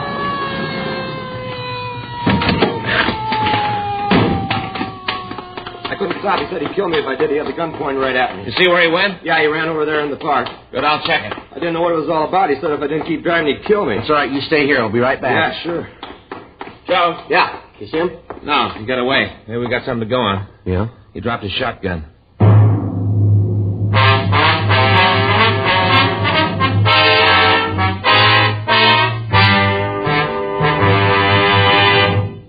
You are listening to Dragnet, the authentic story of your police force in action. Smokers by the thousands are now changing to Chesterfield, the only cigarette ever to give you 1, proof of low nicotine, highest quality. Chemical analyses of the country's 6 leading brands confirm that. 2, The only cigarette ever to give you this proven record with smokers. Again and again, over a full year and one half, a group of Chesterfield smokers have been given thorough medical examinations. The doctor's reports are a matter of record. No adverse effects to the nose, throat, and sinuses from smoking Chesterfield. A responsible independent research laboratory supervises this continuing program. Chesterfield, the only cigarette ever with a record like this. Chesterfield, best for you.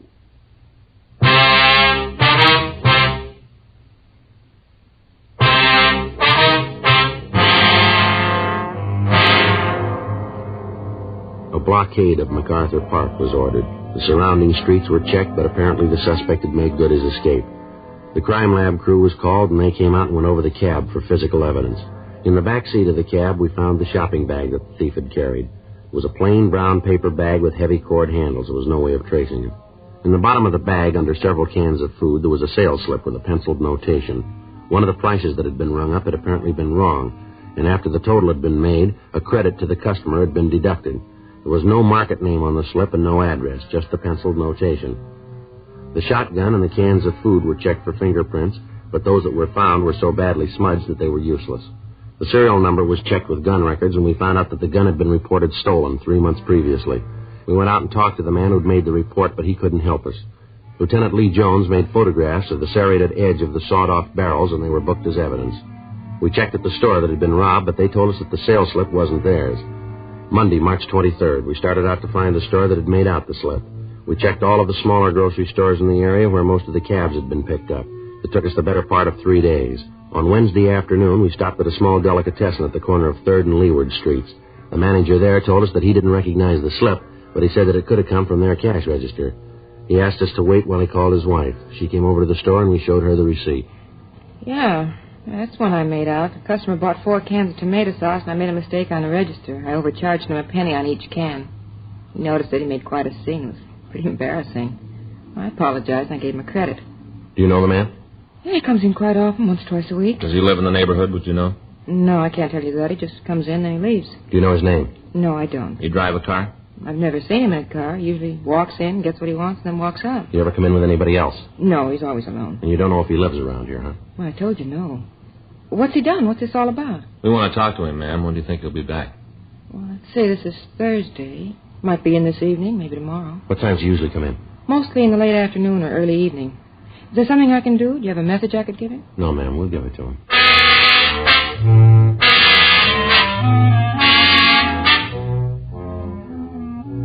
We called the office and told them where we were. Sergeants Murphy and Rafferty were sent out to help us cover the place. They'd stopped by the business office and brought out 2 shotguns for us. Frank and I checked the small store for someplace to stake out.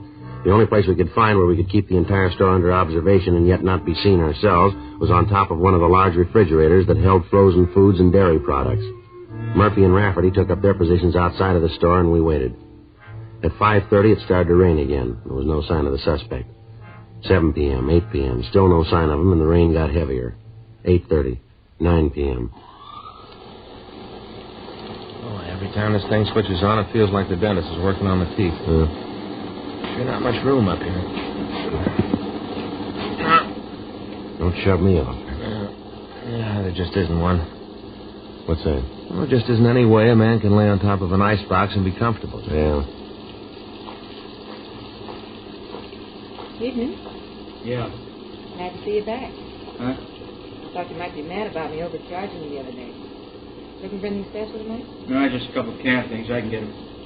Sure is raining. Yeah. Looks good. Yeah. As Whaley comes over this way, you can jump him then. Huh? Right.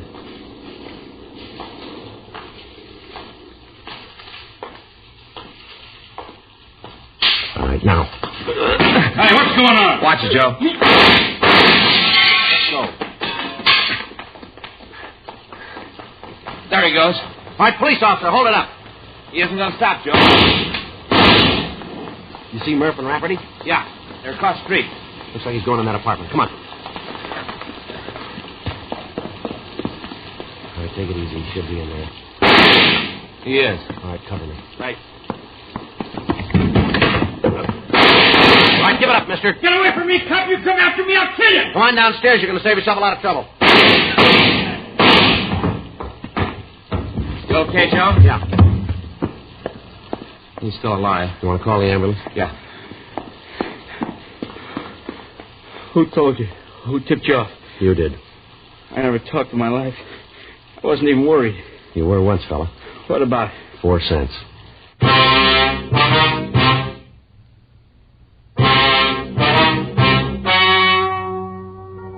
The story you have just heard is true. The names were changed to protect the innocent.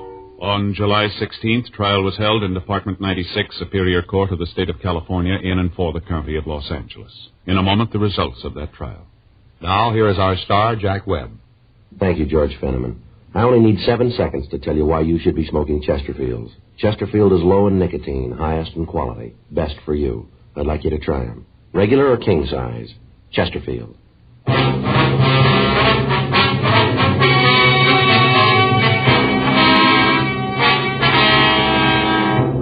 Earl Russell Craig was tried and convicted on 3 counts of robbery in the first degree and 1 count of assault with a deadly weapon. Robbery in the first degree is punishable by imprisonment in the state penitentiary for a period of not less than 5 years. Assault with a deadly weapon is punishable by imprisonment for a period not to exceed 10 years. Ladies and gentlemen, this week in Detroit, a group of men are gathered for the 60th annual conference of the International Association of Chiefs of Police. Dragnet sends best wishes to the top law enforcement officers in the nation and thanks them for the protection they daily give to our homes and families. May this conference be the best one they've ever had.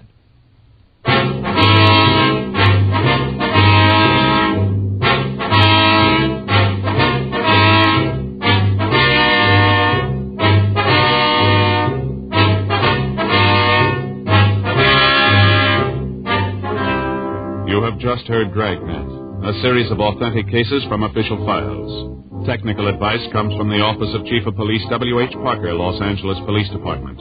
Technical advisors, Captain Jack Donahoe, Sergeant Marty Wynn, Sergeant Vance Brasher.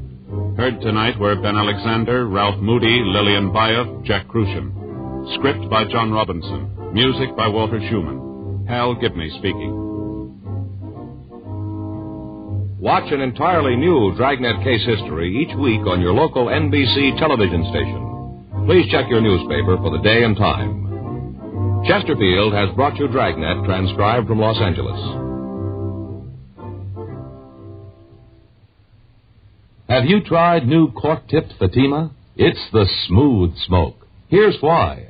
New Fatima tips of perfect cork, king size for longer filtering, and Fatima quality for a much better flavor and aroma. Remember, Fatima has the tip for your lips. Try new Fatima. See how smooth it is. Fatima is made by the makers of Chesterfield, Liggett & Myers, one of tobacco's most respected names.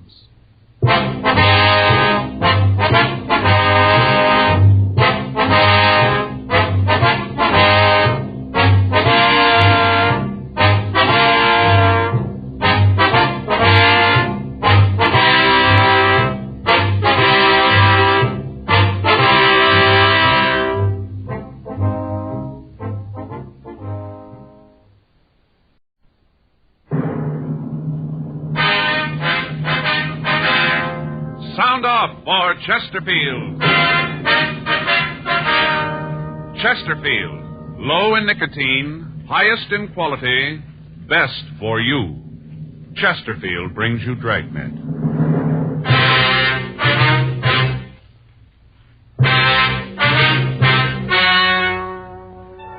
Ladies and gentlemen, the story you're about to hear is true.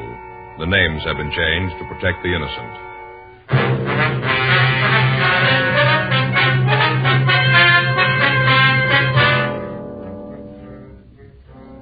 You're a detective sergeant. You're assigned to auto theft detail. You get a call from the owner of a used car lot. He tells you he thinks he bought a stolen car. Your job, check it out.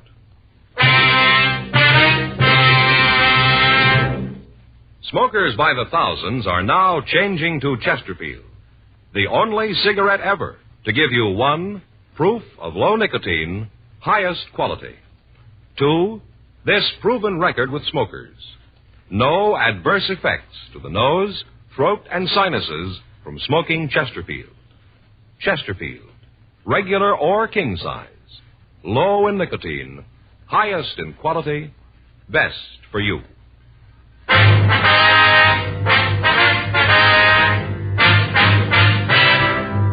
Dragnet, the documented drama of an actual crime. For the next 30 minutes, in cooperation with the Los Angeles Police Department, you will travel step by step on the side of the law through an actual case transcribed from official police files. From beginning to end, from crime to punishment, Dragnet is the story of your police force in action.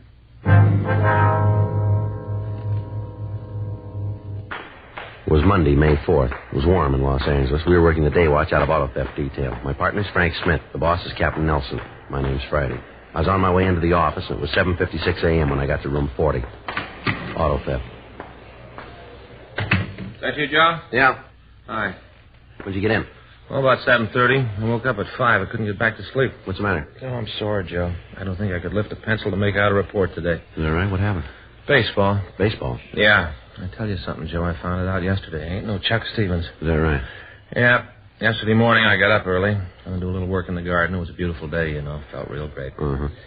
I got out in the backyard. I'll take it easy, listen to the ball game, you know. Easy day. Yeah. And about 10, that guy next door, Neil Radcliffe, came over. That's the fellow in the fire department, isn't it? No, Joe, that's Bud Hendricks in the fire department. Neil works for an insurance company. Yeah. Well, Neil's company is going to sponsor a team in the Little League. You know, kids' baseball team. Mm-hmm. I think I read something about that in the papers, didn't I? Yeah. Suppose you did. They're pretty good, too. Mm-hmm. Well, Neil's got sort of a tryout yesterday, lined up for his team. Practice, you know. Mm-hmm. And he wanted me to umpire. Do you know anything about being an umpire? Well, Joe, sure I do. And besides, Neil figures since I'm a policeman, the kids will believe me. He had a little trouble with him himself last week. I always thought you had to go to some sort of a school to be an umpire. Well, Joe, you do for the regular leagues, but this was just a practice game. Neil's team and some kids in the neighborhood. Yeah. So I told him, sure, I'd do it. I changed my clothes, went out to the park with him. You know, I thought it might be good public relations for the police department. You know what they tell us. Being an umpire would be good public relations, huh? Well, Joe, the bulletins say get out, get around the neighborhood, know your friends and their kids. All right, go ahead. Mm-hmm. Joe, those kids are on the wrong league. What do you mean? They're murderers. Well, how's that? The way they play the game, baseball. I never saw such ball. Is that a fact? Yeah. I figured, you know, softball, underhands, kids pitching, be easy to call. Mm-hmm. Joe, it's regulation hardball. Just like that. Bases are a little closer, but it's just like the big leagues and the way those kids throw the ball. A couple of times there, I thought they were just kidding. I'd hear this thump, never see the ball. Thought the kid catcher would just hit in his hand, his glove, you know. And all of a sudden he'd turn around, and there'd it be right in his mitt. Mm-hmm. Well, how'd you get so sore if you just umpired the game? You stood in one place, didn't you? While I was up in the game, yeah, but this team of Neil's was skunking the other kids so bad that we had a little reorganization. What do you mean, reorganization? Well, the end of the second inning, the score was 14-2, and I thought that was a little unfair to the neighborhood kids. Being the umpire, you certainly had the right to think it was unfair. Well, I got out, and I told him what I thought, so I decided to play first base for him. You what? I played first base for him. With all those kids? Sure. Fun. I played 5 straight innings. That's what I was just going to ask you. Yeah. Finally, I had to quit. Could hardly move. Didn't seem to make any difference where I was, Joe. Those kids weren't there. They just ran me ragged. Yeah, well, maybe you better take it a little easy today, huh? Would you like the day off? No, not the day off, Joe, but, you know, I'll take it easy. Faye rubbed liniment on my back all night. All over my arms and legs. Man, I'm sore. It even hurt to get dressed this morning. Mm-hmm. Well, what was the final score, anyway? Well, at the end of the second inning, it was 14-2 in favor of the Little Saints. You told me all that. Neil's team. 14-2. You got in the game and played. What did it end up with? You know, I didn't even get one hit. You didn't? No. 3 times the bat, didn't even get a hit. Yeah, well, that's too bad. What was the final score of the game? Did you hear me? The final score of the game? Oh. Not the original score, but after you played 5 innings, what was the score, the total? I was just curious to know. Yeah. 46-12 when I left. Mm-hmm. That was at the end of the 7th. The Little Saints were up when I left. That was the other team's favor. Mm-hmm. The team you weren't playing on. Joe, don't rub it in. The other team had run through their batting lineup twice. The way they were going, I think they were going to have to call the game on account of darkness. They'd been up for over an hour. Only 1 out. They sound pretty good. Well, they may sound pretty good to you, but they're murderers. You know, Joe, those kids grew up. There isn't going to be a ball club in the country that's going to have a chance against them. I never saw anything like it. Mm-hmm. I'm sorry I missed being here to see you play. Yeah, I bet you are. It was pretty bad, Joe, really. Well, you'd never know it. Had me marked down for 10 errors when I left. Only 10? It wasn't 5 innings. Mm-hmm. I guess you got to be pretty bad to run up a score like that. Oh, I wouldn't say that. I was, Joe, though. I was pretty bad. Mm-hmm. I get it. Auto theft Friday. Yes, sir. Mm-hmm. Sure, we'll be right out. Want to give me that name again, please? Uh-huh, and that address. Fine. No, right away. Yes, sir. Friday. That's right. Right, bye. What do you got? Well, I don't think you're going to get much rest today. There's a used car dealer out on Washington Boulevard. Yeah? He thinks he bought a stolen car.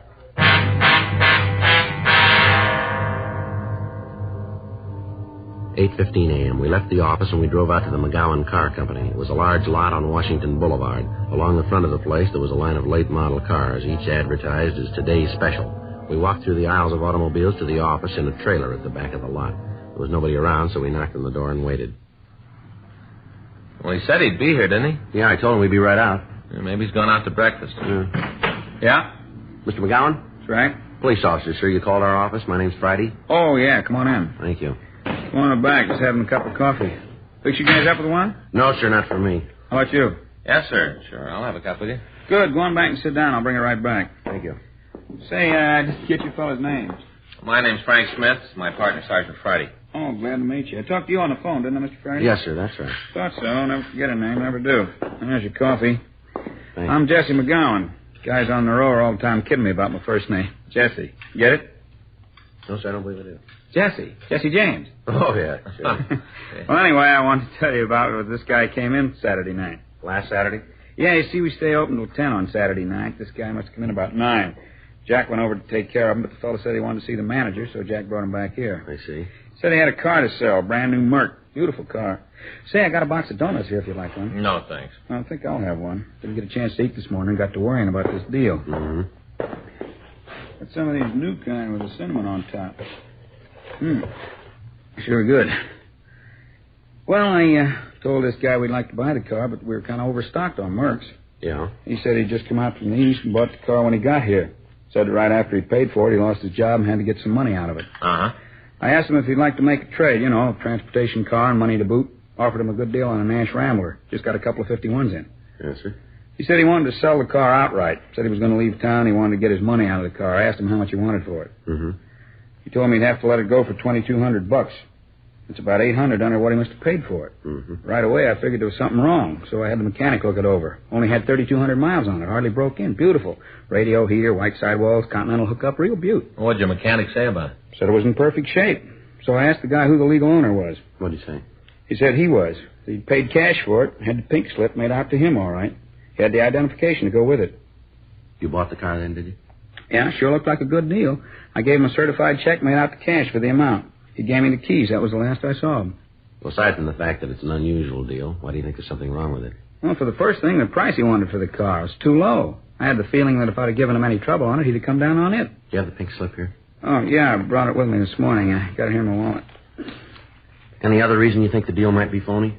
Well, it's hard to put it into words, Sergeant. Nothing I can point out to you, just a feeling. You stay in this business very long, you kind of get to know people. Mm-hmm. Yeah. Oh, there it is. Thank you. Yeah, there's been a lot of gags about used car salesmen, about how we're always after somebody. Most of the time, though, it's the other way around. Is that right? Yeah, the bums were put out of the business right after the war. Public wouldn't stand for the way they did business. Got to rely on people coming back if you're going to come out in the long run. I guess it's like almost any other kind of business. Yeah, I suppose so. What kind of identification did the man have to prove he was this, was it Lewis Carter? Yeah. Well, to tell you the truth, Sergeant, I didn't ask for any. He had the pink slip. Price he was asking was right. We checked the block and body number. It was the one listed on the slip. No reason to believe he didn't own the car. How about it, Joe? Well, looks like it's one of the slips from DMV in San Diego. You mean there is something wrong? What if I use your phone, please? Sure, you bet. It's right there. Help yourself. Thank you. Can I dial a Michigan number on this? Yeah. Fine.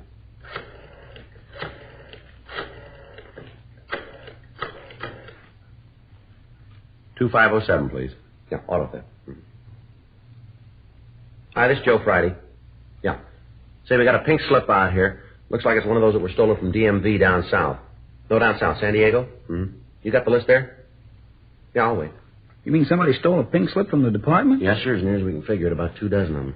Never heard of that. Well, this is the first one of them. Hello? Yeah. All right. Made out to a Louis Franklin Carter. No. C. Charlie. Yeah. A. R. D. Dog. Yeah. E.R. Carter. Yeah. Mm-hmm. Registration number is 660-. No, 2 6s. 660-. 2 more 6s. 667. 660-667. That's right. Address 4287 Ingram Street, Los Angeles. LA 5. Engine number 585509. All right, I'm sorry. 58550925. That's it. Mm-hmm. Mercury 8. Uh-huh. Yeah. Well, that's what we figured. You got anything on the car? Mm-hmm. No, it was sold Saturday night. That's right. Yeah, there should be something out on it. Okay. Right. Thank you. How about it? The car stolen? No report yet, sir. I got to call the bank. Now, you said you gave the man a certified check. Yeah, I got to stop payment on it. Ain't going to be easy either. He can cash it any place. Sure looks like I'm out $2,200. Well, it isn't likely he's been able to cash it by this time, sir. Maybe not, but I'll give long odds that he's standing in line when the door's open. I better give him a call. Hope somebody's there. Well, it's just 8:25. Yeah. Probably a little early. Yeah. Doesn't sound like anybody's there yet. Well, keep trying. I got to get that check. See what I mean? What's that? About the jokes. Now, we're the ones always trying to get away with a fast deal. No such thing. Take this one, for instance. Yeah? I bought the car in good faith. Paid cash for it. Gave the guy just what he asked for. Well, not quite, sir. Huh? You get a little more than that.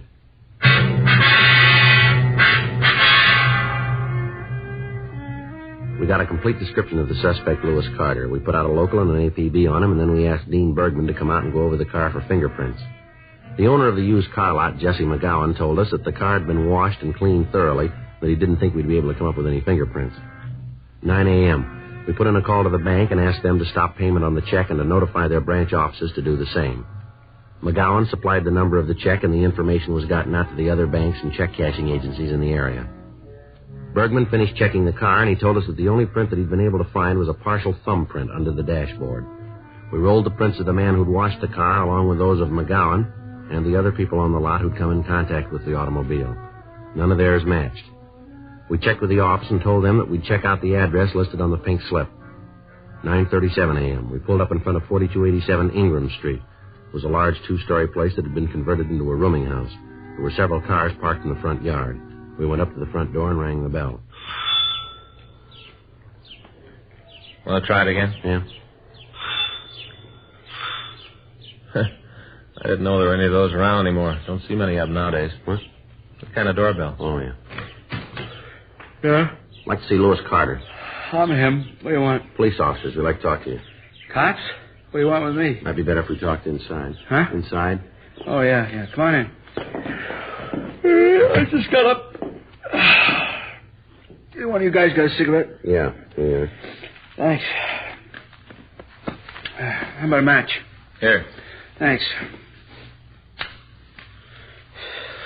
Well, what do you want to see me about? Something wrong? You own a 53 Mercury convertible? Yeah, why? You know where it is? It should be out in front. Why? You leave the keys in your car when you park it? Once in a while I forget it, yeah. Look, I don't know if it's there now, though. Your car's been stolen, Mr. Carter. Huh? Your car's been stolen. Wait a minute. Yeah, you're right. Well, where is it? You got it back for me? Is it in the police garage? No, sir, I'm afraid it's not that easy. It was sold Saturday night. Sold? Who to? A used car dealer out in Washington. Who owns the car, sir? Well, I do. Do you have the pink slip on it? No, I didn't get it back from the Department of Motor Vehicles yet. Why? Well, the man that sold the car had the pink slip with him. Well, I don't care if he did have it. The car doesn't belong to him. He had no right to sell it. When's the last time you saw your car? I guess it was Saturday afternoon. I came home early. I parked it out in front. Yeah, Saturday afternoon. How is it you didn't know the car was taken? Officer, you saw the front of this place. Must be half a dozen cars parked out there. The rumors, they use the yard. You didn't use the car over the weekend, then, is that it? Oh, no, I didn't. I got home Saturday afternoon, like I told you. I spent the whole weekend doing some painting in one of the upstairs rooms. It's been vacant a long time. I figured maybe if I put a little paint on it, I might be able to rent it. Mm-hmm. See, my wife used to take care of the place. She and I had some trouble. She went back east to see her mother. Seems like the house went to pot after she left, and we're really going to have trouble when she comes back and sees this mess. How many people do you have living here? 9. Mm-hmm. I'd like to have you take a look at this description, see if any of them fit it. You figure it might be one of them? Well, we'd like you to check the description if you would. Okay. No, I'm pretty sure it isn't one of them. None of them match this. Wonder if you can give us their names. Oh, sure I can. Well, why do you have to have them? Just routine. Oh, yeah. Well, I can give them to you, but I'm sure they are mixed up in it. Yes, sir. The thing I can't figure is how he got the pink slip. It was stolen, sir. From the state? Yes, sir. Last month, someone broke into their offices in San Diego and stole 24 registration slips. How much you get for the car? $2,200. $2,200. Thing cost me over $3,000. Guy must be a jerk, huh? I don't know. It didn't cost him anything.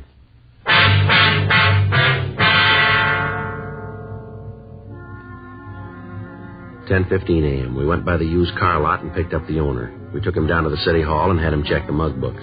After going through the pictures, he was unable to give us an identification of the man who'd sold him the stolen automobile.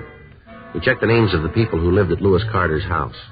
One of them had a record of arrest on charges of violation of Section 4127A of the Los Angeles Municipal Code.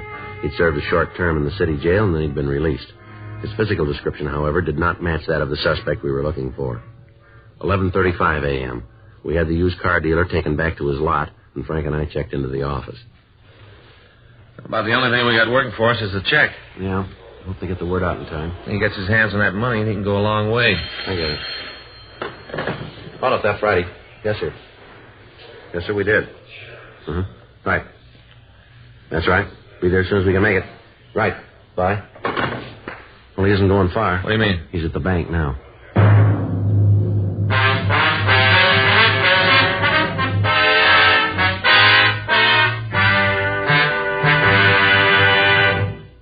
You are listening to Dragnet, the authentic story of your police force in action. At cigarette dealers, in vending machines, at supermarkets and stores coast to coast. Chesterfields, please. Smokers by the thousands. Yes, smokers by the thousands are now changing to Chesterfield, the only cigarette ever to give you 1, proof of low nicotine, highest quality. Chemical analyses of the country's 6 leading brands confirm that. 2, the only cigarette ever to give you this proven record with smokers. Again and again, over a full year and 1/2, a group of Chesterfield smokers have been given thorough medical examinations. The doctor's reports are a matter of record. No adverse effects to the nose, throat, and sinuses from smoking Chesterfield. A responsible independent research laboratory supervises this continuing program. Chesterfield, the only cigarette ever with a record like this. Chesterfield, best for you.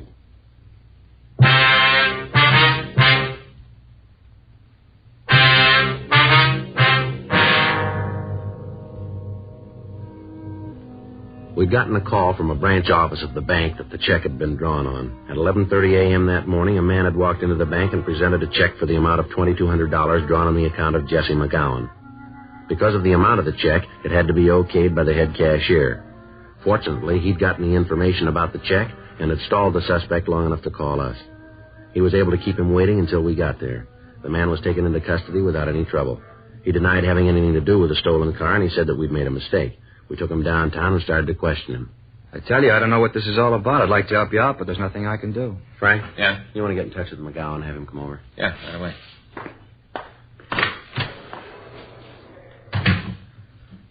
Do you want to tell me again where you got that check? It was against the law to have a check. I'd like to know where you got this one. I won it. Where?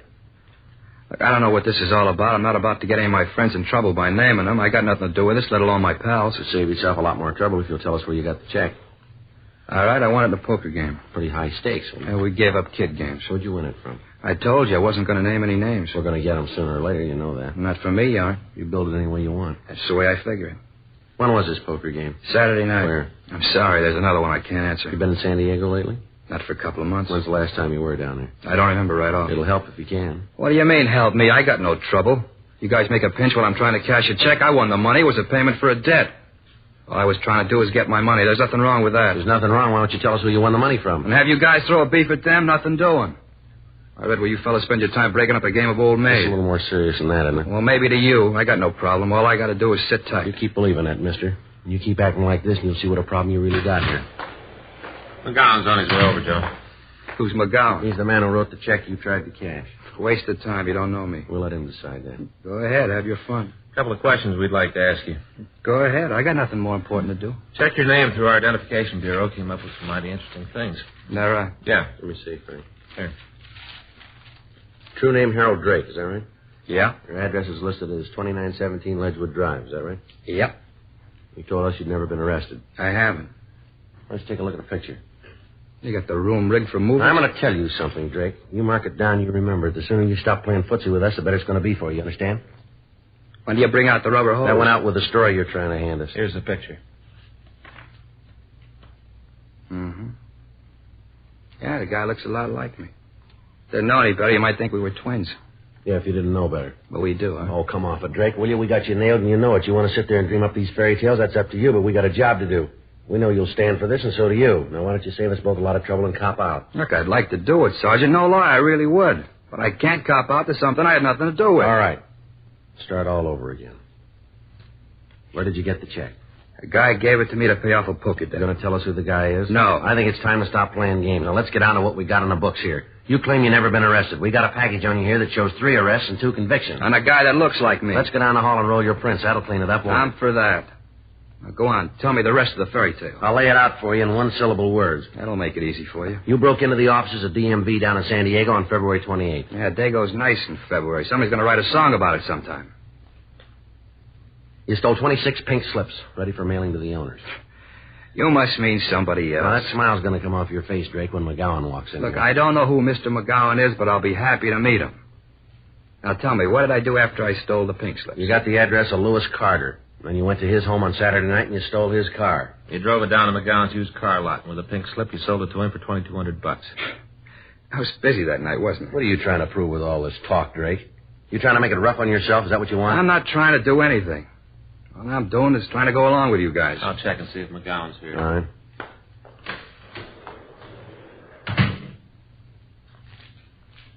Can I have one of those? Yeah, help yourself. Thanks.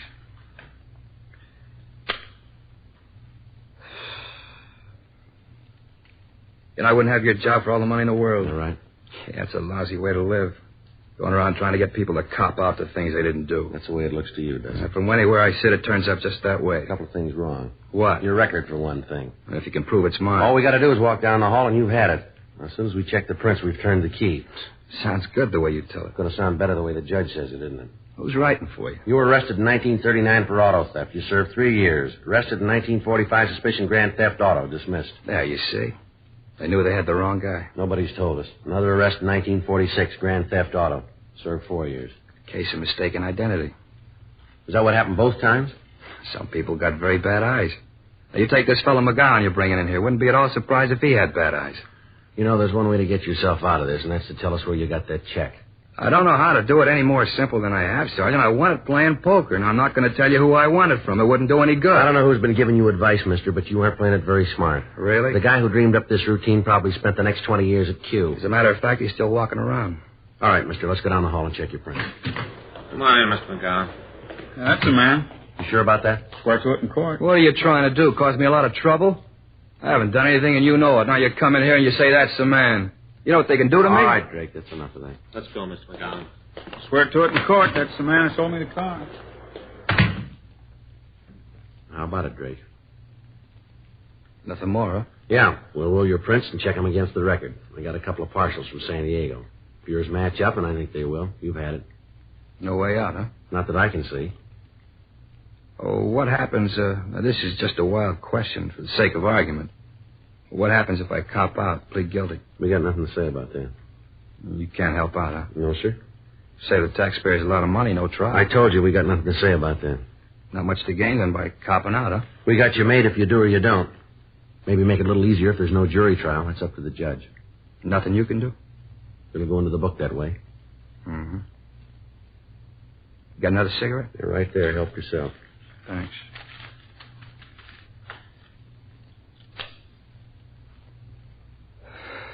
All right, let's go. Might as well get the prints and finish this thing up. Come on, Drake, get up. No hurry. Let me finish the cigarette. I said, come on, we got other things to do. Well, so have I. What? 1 to 10 years.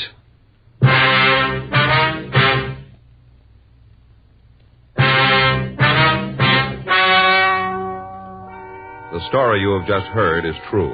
The names were changed to protect the innocent. On September 15th, trial was held in Department 98, Superior Court of the State of California, in and for the County of Los Angeles. In a moment, the results of that trial. And now, here is our star, Jack Webb. Thank you, George Fenneman. Well, this is brief, but I think very much to the point. Chesterfield is the only cigarette that gives you proof of low nicotine, highest quality. That's what I want in my cigarette, and that's what you should look for in yours. Chesterfield, regular or king size, best for you. Try 'em.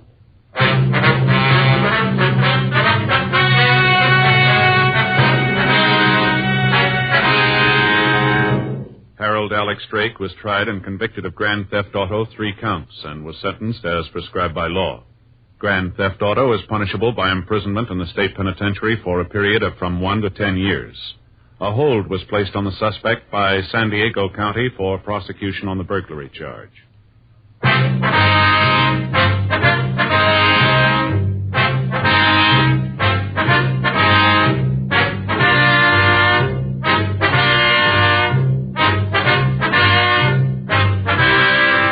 You have just heard Dragnet, a series of authentic cases from official files. Technical advice comes from the Office of Chief of Police W.H. Parker, Los Angeles Police Department. Technical advisors, Captain Jack Donahoe, Sergeant Marty Wynn, Sergeant Vance Brasher. Heard tonight were Ben Alexander, Herb Vigran, Jack Crucian, Herb Ellis. Script by John Robinson. Music by Walter Schumann. Hal Gibney speaking. Watch an entirely new Dragnet case history each week on your local NBC television station. Please check your newspaper for the day and time. Chesterfield has brought you Dragnet, transcribed from Los Angeles.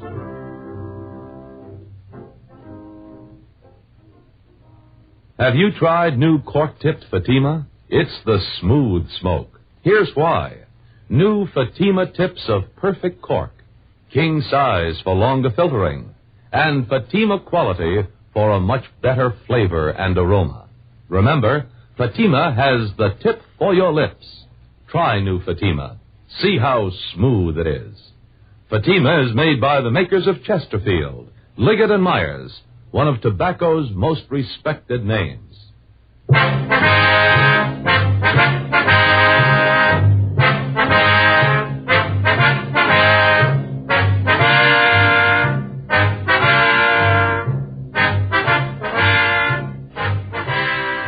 Tonight, visit with Cousin Willie on NBC.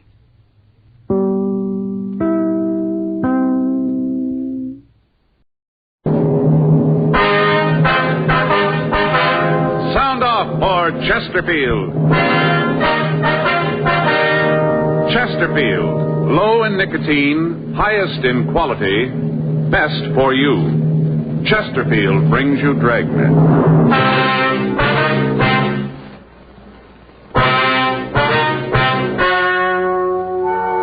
Ladies and gentlemen, the story you are about to hear is true. The names have been changed to protect the innocent.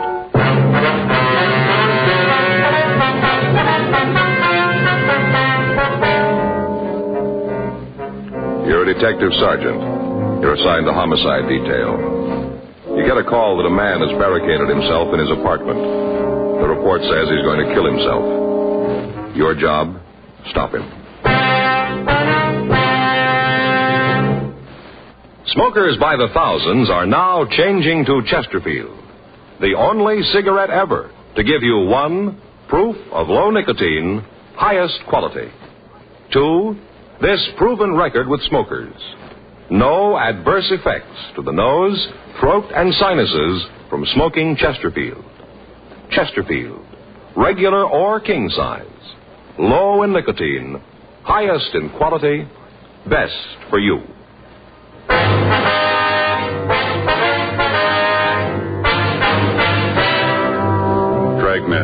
the documented drama of an actual crime. For the next 30 minutes, in cooperation with the Los Angeles Police Department, you will travel step by step on the side of the law through an actual case transcribed from official police files. From beginning to end, from crime to punishment, Dragnet is the story of your police force in action.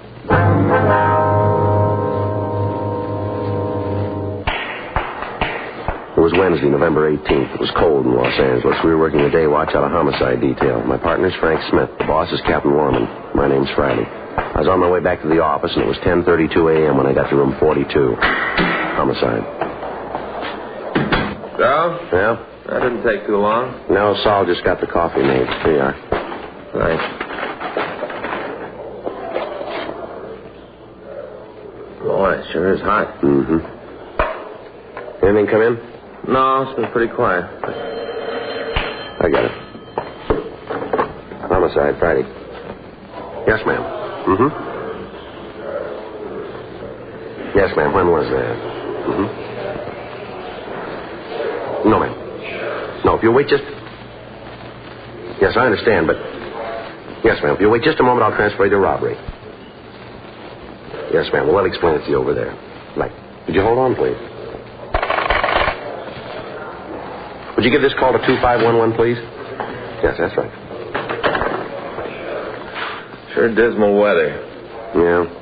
Feels like it's going to rain, doesn't it? Paper says it might hit tonight. Yeah. Well, I hope it clears up before Sunday. What do you got figured out this time? Well, Joe, I don't understand why you say it that way. You don't, huh? No. Well, what do you got figured? Take a look at this. I got just the ticket right here. The ticket, huh? Yes, sir, look at that. The answer to every homeowner's prayer. Take a look. Yeah. Gonna be a beauty, isn't it? Well, if you say so. Now, look here, Joe. Look what it says. Easy, simple, install in a few hours. Just the ticket. Do you need one of these? Have you seen our backyard lately? No, not for a couple of weeks. Looked all right the last time I did see it. Well, you ought to see it now. It's pretty bad. It is, huh? Awful. I just stand there and look at Perry's yard and want to throw rocks at mine. Perry's the fireman, isn't he? No, Joe. That's Neil you're thinking of. He lives on the other side. Perry's the insurance salesman. Yeah, that's right. Yeah. He's the one who tries all the sales talks out on you, is that Yeah, tells me all about him. That's pretty good, too. Joe, would you believe it? Up to now, I've bought $246,000 worth of insurance. What? Yeah, me, just a policeman. Of course, that's all on paper, just on paper. Yeah. What's wrong with your yard? Too dry. Too dry. Yeah. Hot weather this summer, you know. Little plants that Faye put out drop like flies, Joe. They died. Like flies. But this is the answer, this right here. See? Home sprinkler system. Install it yourself. What's that? Look at it. Well, what is it? It's a home sprinkler system, Joe. Read what it says here. Resists corrosion, rust, and rot. It's the answer. It is. Right. I'm going to put one of these little gems in my backyard. Just turn on the faucet. Everything's all watered. Don't have to stand there with a hose. Just turn it on and it's watered. You're going to put this in yourself, are you?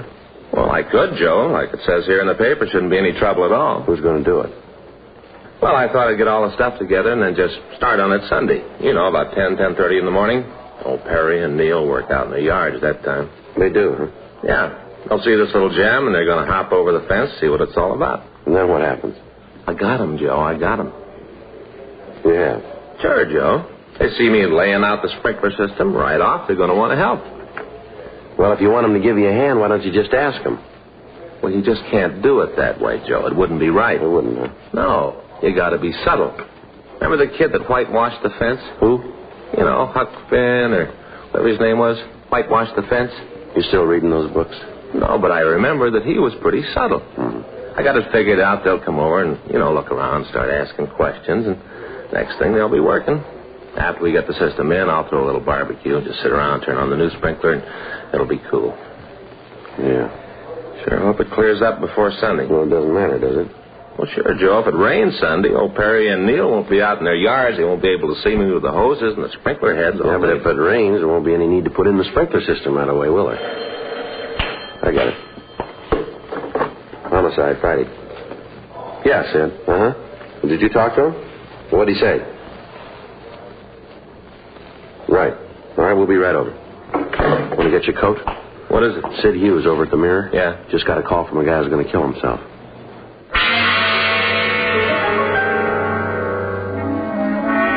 10:37 a.m. Frank and I notified the complaint board what had happened, and then we left the office. As we drove out of the City Hall garage, it started to rain. We turned up First Street and then over to Spring. Sid Hughes, the reporter who'd called me, was waiting in front of the Mirror building. Sid, over here.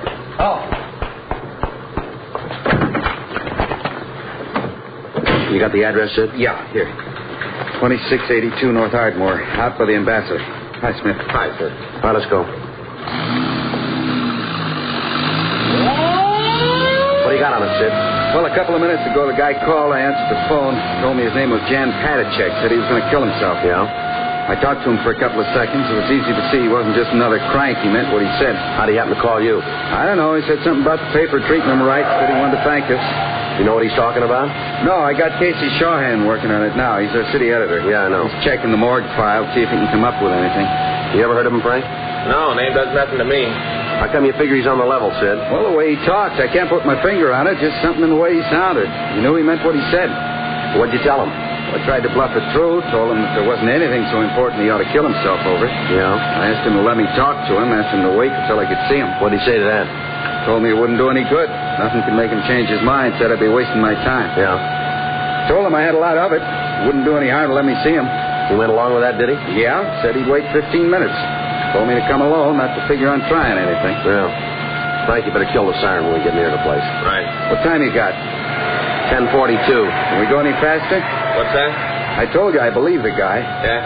He said to get there before 11:05.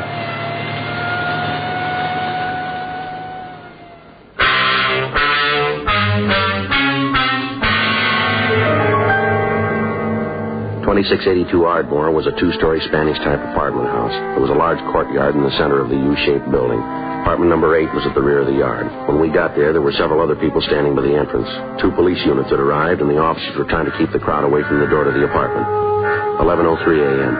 As we walked back toward Padacek's apartment, Sid Hughes and I tried to figure some way to talk the man out of carrying out his threat to take his own life.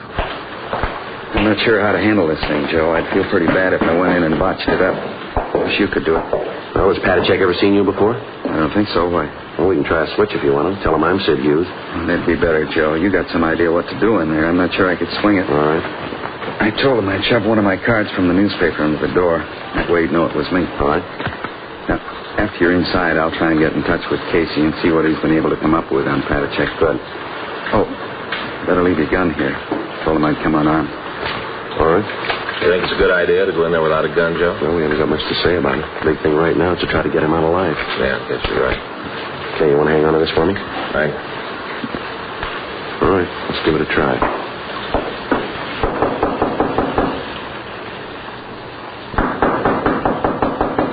Who is it? It's Sid Hughes, Padacek. I told you I'd be out here. You want to let me in? What about the card? All right, here it is. Under the door. How about it? Padacek? Well, he took the card. I don't know. I hope this thing works out. So you're going to try to get in touch with your office, aren't you, Sid, and see what you can get on him? Might help. Come on, Padacek, let me in. The police are there. I'm not going to let them in. They aren't going to bother you? Tell them to go away. Tell them to get off the porch. All right, Frank, you better get the other officers to clear the place out. Right. All right, the police are gone now. You want to let me in? Will you bring my mail in for me? What's that? My mail. It's in the box right on the side of the porch. In the box. All right, I'll get it.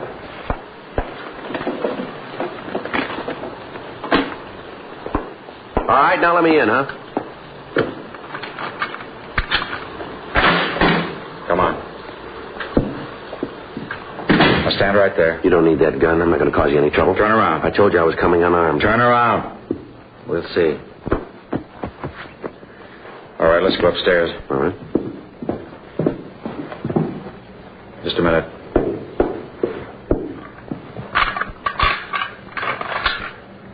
Okay, let's go. Why don't you put the gun down? You're going to need that. I feel better with it.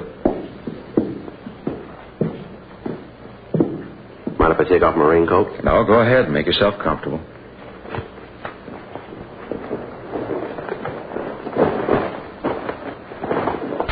Here's your mail. Thanks. But you going to open it up?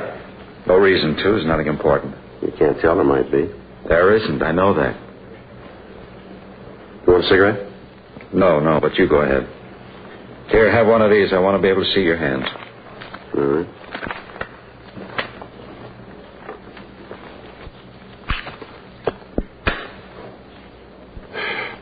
Well, what's this all about? There's no other way. What do you mean? All night I've been thinking about it since I got home. There's nothing for me anymore.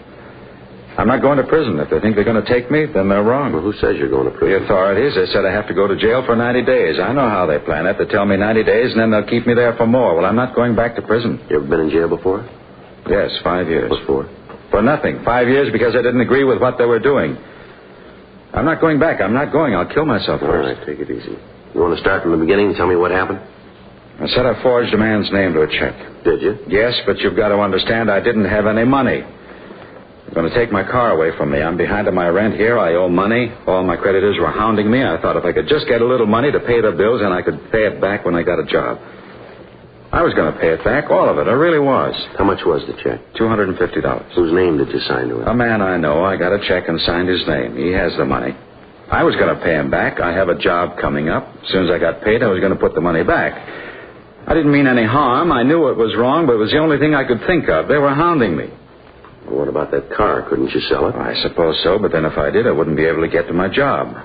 I needed my car for that. I had to keep the machine. Well, you'll have a trial. If you tell them what happened, they'll probably understand. The court will make an allowance. I've had a trial. I told them I was guilty, that I did forge a check. They told me I had to go to jail. You said you'd been in prison before. Yes. 5 years, and I escaped. Where was that? In Czechoslovakia. They put me in prison because I wouldn't do what they told me. They killed my father and my mother, and then they put me in prison. I know what it's like. I'm not going back. Well, the prisons here aren't concentration camps. You know that. That's what you say. I know different. I've lived in them. You see here? You see these 4 teeth in front? Yes, I see them. Well, they're false. Is that right? I lost the teeth when I was kicked by a guard. You know why I was kicked? You know why he did it? No. Because my clothes were torn. That's the reason he kicked me. I tore my clothes, so he knocked my 4 front teeth out. That's all over now, isn't it? Things like that don't happen here. Well, maybe not out in front of people, but they happen in the prisons. I'm not going to have it happen to me again. There were 800 of us, all arrested at the same time. 800, Mr. Hughes. Yeah. 800 men, people I knew. 800 human beings with homes and families. And I'm the only one alive now. All the rest were killed.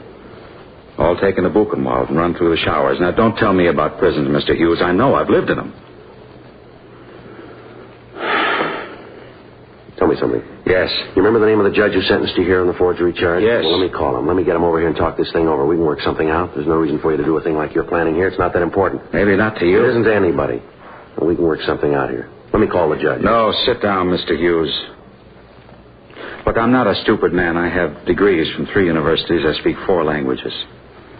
I spent 5 years jumping every time a guard looked at me. 5 years wishing they'd kill me. 5 years wishing I could live in hell because it'd be much better than the way things were. Now they think they're going to send me back. They're not. You understand that, don't you, Mr. Hughes? Don't you? Yeah, I think I understand it. Look, you said yourself that you thought about it all night. Now, isn't it possible that you're making this thing more important than it really is? No. I came in here to help you. I want you to help yourself. Get your hands off me, Mr. Hughes. Now get over it.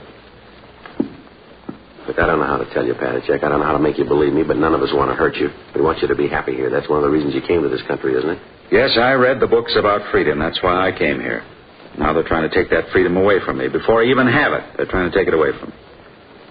I forged a check. I admitted it. I told them I did it. But I told them I'd pay the money back. That didn't seem to make any difference. They still said I had to go to jail. You said yourself that you were put in prison for not agreeing with the authorities. Isn't that what you said? Yes, that's what I said. Well, they don't do that in this country. You know that. Everybody's entitled to his own opinion and live his own life. We got laws that are written by the people to protect the people. You understand that, don't you? The people themselves write the law. Yes, I understand that. Well, you don't break a law just a little bit. Either you keep it or you don't. Do you understand that? Yes. Well, you broke the law, didn't you? Isn't that right? I told you I did. I broke the law. All right, now listen. After you've broken the law, you can't make it right by saying you'll pay the money back. But the fact that you do want to rectify your mistake will certainly be taken into consideration by anybody in authority. You understand that? I don't know. I try to think. I've thought about it over and over. I can't come to any answer. Where are you going? Got to take something for this headache. Kind of bad.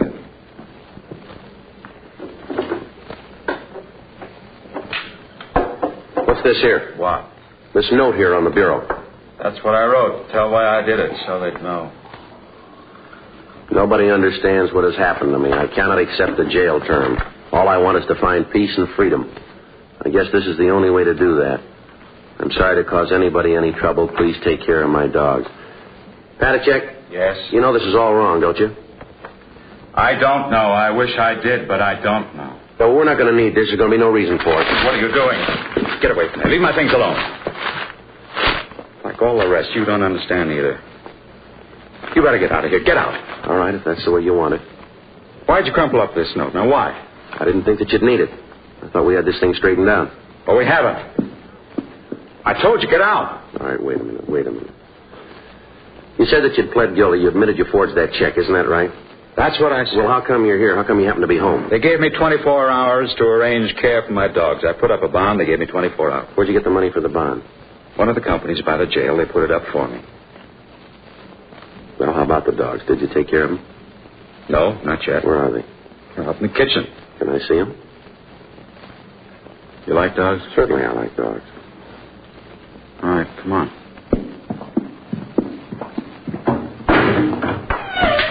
There they are. This one's Marta. This little one's Eric. Yeah, they look like real good dogs. They are. Thoroughbred shepherds. Only friends I have. That's not true. You got friends. Who? Tell me who. Well, me, for one. I'd like to be your friend if you'll just give me the chance. How about it? What do you say? What's that on your belt? What? The leather case on your belt. What is it? You don't have to answer. I'll tell you. It's a bullet clip. You're not Sid Hughes, are you? Are you? No, Jan. No, you're a policeman. You're here to take me to prison, but you made a mistake, a big mistake. Yeah? I'm going to kill you.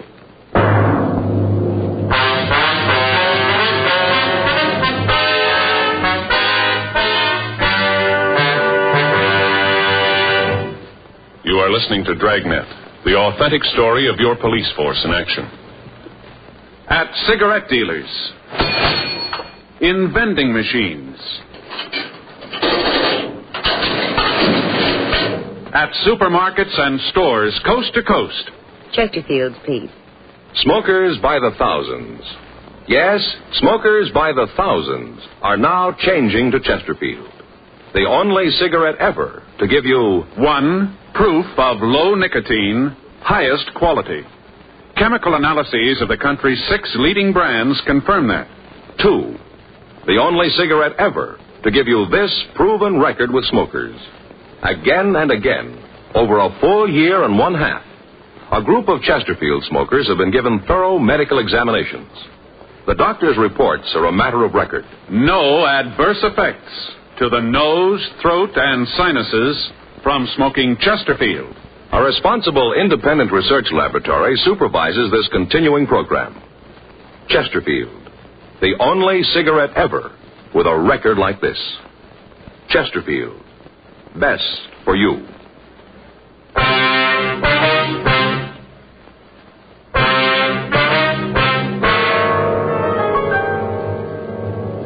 11:18 a.m. I'd been in the apartment with Jan Patachek for 13 minutes. During that time, he'd held a chrome-plated Luger pointed at me. We'd gone into the kitchen to see the dogs, and Patachek had noticed the cartridge clip on my belt.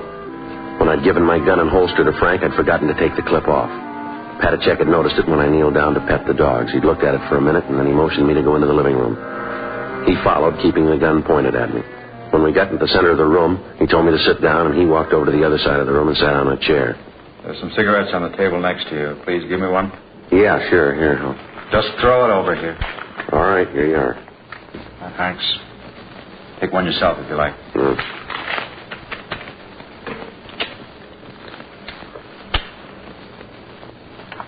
Who are you? My name's Friday. You're a policeman, aren't you? That's right. You know, killing isn't new to me. I've done it before. All right? Yeah. See this gun? Yeah. I killed the man who owned it. He was the one at the prison camp, the one who kicked me. After I escaped, I went back. Now I have the gun. Now I don't have to listen to other people who tell me what to do or when or how to do it. You'll listen to me because you know if you don't, I'll kill you. You know that, don't you? Maybe. I've seen a lot of killing. I know what it is. I won't hesitate to kill you. What about the people you know here? What about? How are they going to feel after you've done away with yourself? It won't matter to them. You sound pretty sure about that. I'm as sure as I can be. You mean that in the 2 years that you've been over here in this country, you haven't made any friends that are going to care about Not you? at all. What about the people in that picture? What? Right here. This photograph here. Christmas party, all the signatures. Won't they care? No. How about this one here? It says, to Jan with deepest regards. Signed, Mary Jane. Is this her? Yes, that's her. Looks like a nice girl to me. She is. Well, she'll care, won't she? I don't think so. Why? Because all of them, they felt sorry for me all the time. They tried to make it easier because they felt sorry for me. They thought I didn't know, but I did. All the time, I knew. Well, some of the things that they wrote on the pictures doesn't make it look like that. Some of them are pretty nice. They didn't mean them. You really believe that? I don't have any other choice. How long's it been since you did believe in anything? Long time. How long? I guess since my mother died. When was that? At the beginning of the war. Right after the conference. They came one night. They took her and my father. Took them both. I never saw them again. I heard what happened. Guess that's the time I stopped believing in anything. How'd you happen to come over to this country? After I escaped, I went to England for 5 years. I worked with the Czech forces there. Then, when the war was over, I got permission to come here. I think you said before that you came over here because you wanted the freedom. Isn't that right? Yes. You found it, didn't you? I guess so. Anyone ever try to tell you where you could go? No. What church to go to? No. You can say what you think, can't you? Yes. Well, why do you want to do this thing? I try to tell you, I know about prisons. I know what goes on behind the doors. I lived there. I lived and died in them. You ever been in one? Yes. As a prisoner? No, not as a prisoner. Well, that's just it. Maybe they got you fooled, too. I remember when the people from the relief organizations would come along. The guard would take us out in the court of the prison. They'd make us stand there and tell the people how good they were to us. If we didn't say it that way, then they'd take us back and beat us to death. I know what goes on behind the doors. I know because I saw it. I lived it. Now, don't tell me what happens. Now, you and your law come along and tell me that you're going to send me back. What about them? Who's going to take care of the dogs? Isn't that the reason that you're here? Isn't that the reason you came home? Who's going to take care of them? I don't know. Somebody will. They're going to miss you. They'll miss me feeding them, that's all. You know better than me. Mother, Eric, be quiet. Well, they seem to mind, don't they? They're well trained. You ever shown them? No. We have a lot of good dog shows around here. You ought to show them. They probably do real good. Do they have dog shows in prison? I don't know how to tell you. I don't know how to make you believe me. If you just let me get that judge over here, let him talk to you. Maybe he can make you believe that it's not going to be like it was in your country. You'll be well fed. You'll get decent clothes. Nobody's going to beat you. We don't do things like that here. I'm not going to prison. Just let me get that judge over here. Now, let me call him on the phone. He can be here in just a few minutes. He'll tell you. He can do something.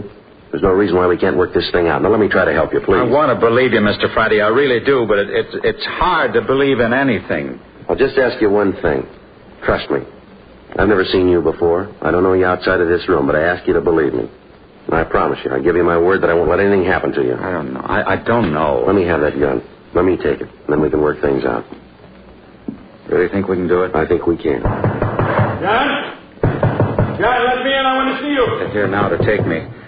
You won't let them do it, will you? Please don't let them take me. Don't worry. All right, you down there. Get away from that door. All right, come on, Jan. I'll go crazy if they put me in prison again. I know I will. I don't want to go back. Jan, come on. Give me the gun, will you? I won't go back.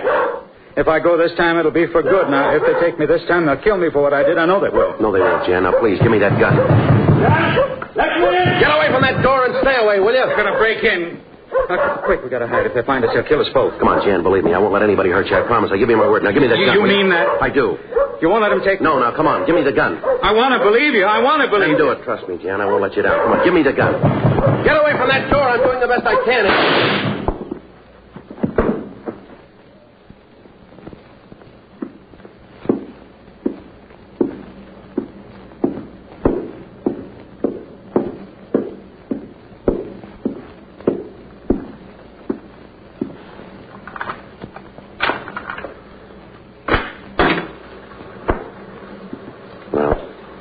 Who is he? Now, just stand still, you. All right. We did all we could, Joe. This guy got by. It says Patachek owed him money. We tried to stop him, Joe. Yeah. You're the man who was with him? That's right. Well, you had no business up there. That's what you get for trying to impede justice. That's just You want to tell me get. something? What were you doing pounding on that door? Patachek owed me money. I heard he was going to jail. I wanted to get it before he left. I had a right to be here. If you'd kept your nose out of this, I'd have gotten it straightened out. Sure you would have. Patachek's dead. I know that. I heard the shot. I'm out $200 he owed me. Think I'll ever get it back? I hope you're happy. You just took $200 away from me, didn't you? Come on, Frank. Sit. Yeah. Let's go.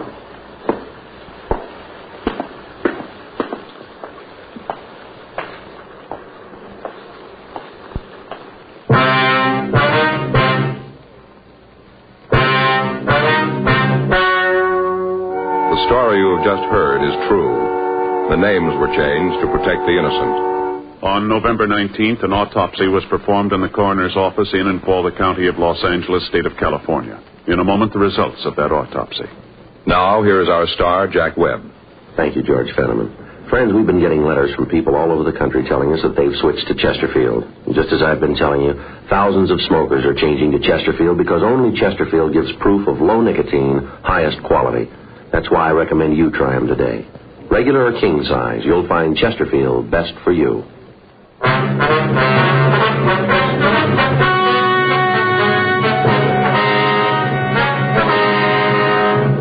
The coroner's autopsy disclosed that the death of Jan Padacek resulted from a self-inflicted gunshot wound.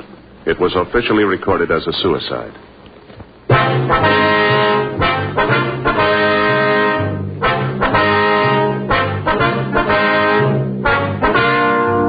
You have just heard Dragnet, a series of authentic cases from official files. Technical advice comes from the Office of Chief of Police W.H. Parker, Los Angeles Police Department. Technical advisors, Captain Jack Donahoe, Sergeant Marty Wynn, Sergeant Vance Brasher. Heard tonight were Ben Alexander, Whit Connor, Vic Perrin, Jack Crucian. Script by John Robinson. Music by Walter Schumann. Hal Gibney speaking. Watch an entirely new Dragnet case history each week on your local NBC television station. Please check your newspaper for the day and time. Chesterfield has brought you Dragnet, transcribed from Los Angeles.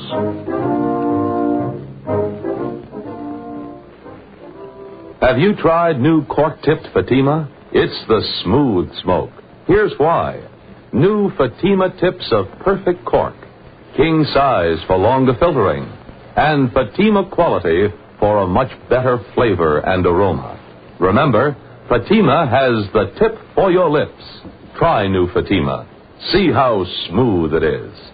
Fatima is made by the makers of Chesterfield, Liggett & Myers, one of tobacco's most respected names.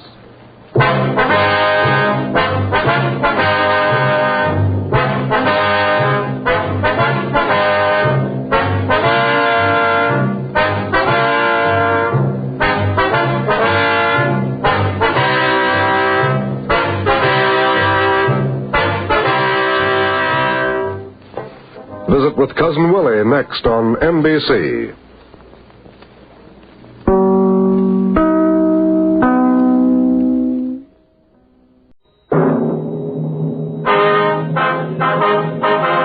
Sound off for Chesterfield.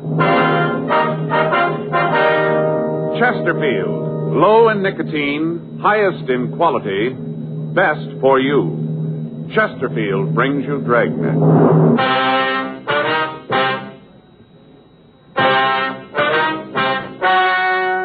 Ladies and gentlemen, the story you are about to hear is true. The names have been changed to protect the innocent.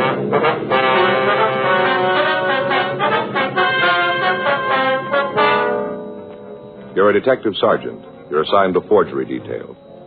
For the past 6 years, a forger has been working in your city. The victims describe the suspect as a woman. Her M.O. is simple, but it continues to work. Your job, stop her. Smokers by the thousands are now changing to Chesterfield. No wonder. More and more smokers are learning this fact for themselves.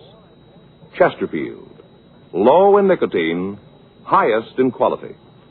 A published fact proved by chemical analyses of the country's 6 leading cigarette brands. Chesterfield, the only cigarette ever with a record like this. Regular or king size, Chesterfield is best for you.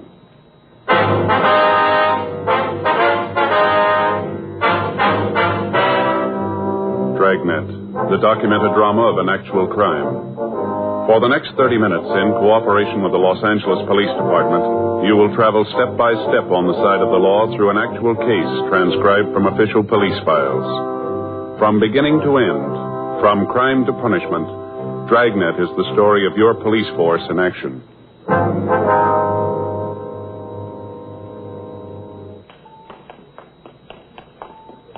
was Friday, September 18th. It was warm in Los Angeles. We were working the day watch out of forgery detail. My partner's Frank Smith. The boss is Captain Welsh. My name's Friday. We were on our way out from the office, and it was 10:42 a.m. when we got to the 9th floor of the Beckworth department store, the credit manager's office. Yes?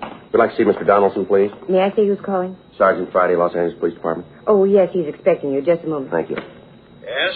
The gentlemen from the police department are here, Mr. Donaldson. Send them in, please. Yes, sir. You want to go right in? That's the door. Thank you very much. Come on in, gentlemen. Thank you. Mr. Donaldson? Yes? I'm Sergeant Friday. This is my partner, Frank Smith. How do you do? How you do, sir? Sit down. Thank you very much, sir. Now, do you want to tell us what this is all about? Well, it's the little mother again. I've got the receipts here on the desk. Is Sergeant Ferguson still working on this case? Yes, sir. I talked to him the last time we were stuck. Usual type of things charged? Yes, children's shoes, dresses, sweaters, same as always. I see. Now, I wonder if I could have those slips, Mr. Donaldson. Sure. Here you are. Thank you. All made out the same day. Mm-hmm. August 22nd. Yes. Our experience is that she usually comes in on a Saturday. Seems that the store is more crowded then, and the girls don't take any more time to verify the accounts than they have to. Can I see those, Joe? Yeah, here you are. Thanks. Wonder if we could talk to the sales girl who waited on her. Sure. I'll have her sent up. Fine. Yes, sir? Miss Firestone, would you please have Mrs. Allen sent up? Yes, sir. I notice here the only items charged not for children is a woman's slip. Yes, we've had a couple of them in the past, pieces of women's clothing. I talked to Sergeant Ferguson about it when he was here. Mm-hmm. Did you get the bulletin we sent out this month? Beg pardon? The bulletin, giving the woman's description, samples of her handwriting. Did you get it? Yes, sir, we did. You've got to understand, Sergeant. This is one of the biggest stores in the city. We do a lot of business. It'll be almost impossible to alert all of the sales girls to watch for the woman. Yes, sir, we understand that. But was the description sent to the children's department? It was. It didn't do any good, though. If the woman charged large amounts, it might be easier. But look at the sales slips yourself. Mm-hmm. $4 shoes, $3 dresses. Nothing to make a charge like that stand out. We make sure that there's an account in the name and then let it go. Don't you use the charge plate system? Yes, we do. But if a customer wants to charge an item and hasn't got the plate, we usually just verify the account and let them sign the sales slip. Well, how about identification? Well, normally we do ask for it. But as I said, these sales are such small amounts, and the woman comes in when the store is crowded. The girls just call the credit department and let her sign the receipt. I see. Oh, excuse me. Yes, sir. Yes? Mrs. Allen's here. Oh, all right. Just a moment. Yes, sir. The woman who waited on her is out in the office. Do you want to talk to her in here? Well, we don't want to take up any more of your time, sir. We can see her out there. All right. If there's anything else you need, I'll be here. Yes, sir. Oh, officer. Yes, sir. You know, I feel a little funny about this thing. Why is that, sir? Well, the things she's charged. What's that? The things she's taken, they were almost all kids' clothes. Doesn't seem to be interested in anything else. Total amounts of the articles she's taken don't add up to much. It's the principle of the thing more than the value. It just seems that the only thing she's interested in is the children. And it feels a little funny to call the police about a person like that. Yes, sir, we understand. We've got a lot of this going on, but the others, they take things for themselves. Luxuries, you know, expensive items. But she doesn't, just for the kids. She doesn't seem to be at all interested in herself. Well, we are. Yes, well, I suppose so. Well, I'll be here if you need anything more. Thank you, Mr. Donaldson. Thanks very much. We'll be in touch with you. You'll bring the sales slips back, won't you? Yes, sir, as soon as we've had the chance to photograph them. Well, I hope you can do something about it. Yes, sir, so do we. Thank you very much. Anything you need, you let me know. Yes, sir, thank you. Just a moment. Mrs. Allen? Yes? These are the police officers. How you doing, ma'am? I'm Sergeant Friday. This is my partner, Frank Smith. Hello. How do you do, Miss Allen? You want to sit down over here, please? Yes, all right. I feel just terrible about this. Ma'am? All this forgery thing. Now, you waited on the woman, did you? Yes, at least in the little girl's department. Uh-huh. What if you could describe her for us? Well, she was a little woman. I'd say a 10. How's that again, ma'am? A size 10. Oh. 5'1", about 105 pounds. Cute as a button. Mm-hmm. Did she have the children with her? No, she didn't. I thought it was a little funny at the time, but as I say, we were so busy with the school rush that afternoon that none of us girls had a chance to really think about anything. Yes, ma'am. What color hair did she have? Kind of sandy color. Guess you'd call it a blonde. Wore it up in a bun. Back here, Yes, ma'am. The other girls noticed it. Long. Looked nice. Different than all the other short haircuts. Kind of old-fashioned and homey. Yes, ma'am. How was she dressed? Not very well. Had a little blue hat, dark coat, cloth coat. Collar came up like this, Slash pockets. Nice, but not expensive. I say, ma'am, now would you know her if you saw her again? Oh, my, yes, sure would. Well, we'd like you to come over to our office and look at some pictures if you would. All right. I'll have to talk to the floor manager. We'll take care of that, Miss Allen. All right. You think that you might have a picture of her? We don't know. I kind of hope not. Ma'am? I hope you don't have a picture. I guess it's a little sinful to even think of it, but she had a reason for what she did. I'm sure of it. Why do you say that, Mrs. Allen? Officer, I've been selling for a long time. I met a lot of people in that time. Nice ones and nasty ones. And believe me, this is one of the sweetest people I've ever served. Mm-hmm. I understand that you call her the Little Mother. Is that right? Well, we don't, ma'am. That's what the newspapers call her. Well, it fits her to a T. Right to a T. Where she bustled around those dresses, looking, testing. She was just like a mother hen trying to find something for her brood. Little doll, cute as a button. She just got to have a reason for what she's doing. Sergeant Friday? Yes, Mr. Donaldson? I'm glad I caught you. I think we've got it. Sir? The Little Mother is downstairs now.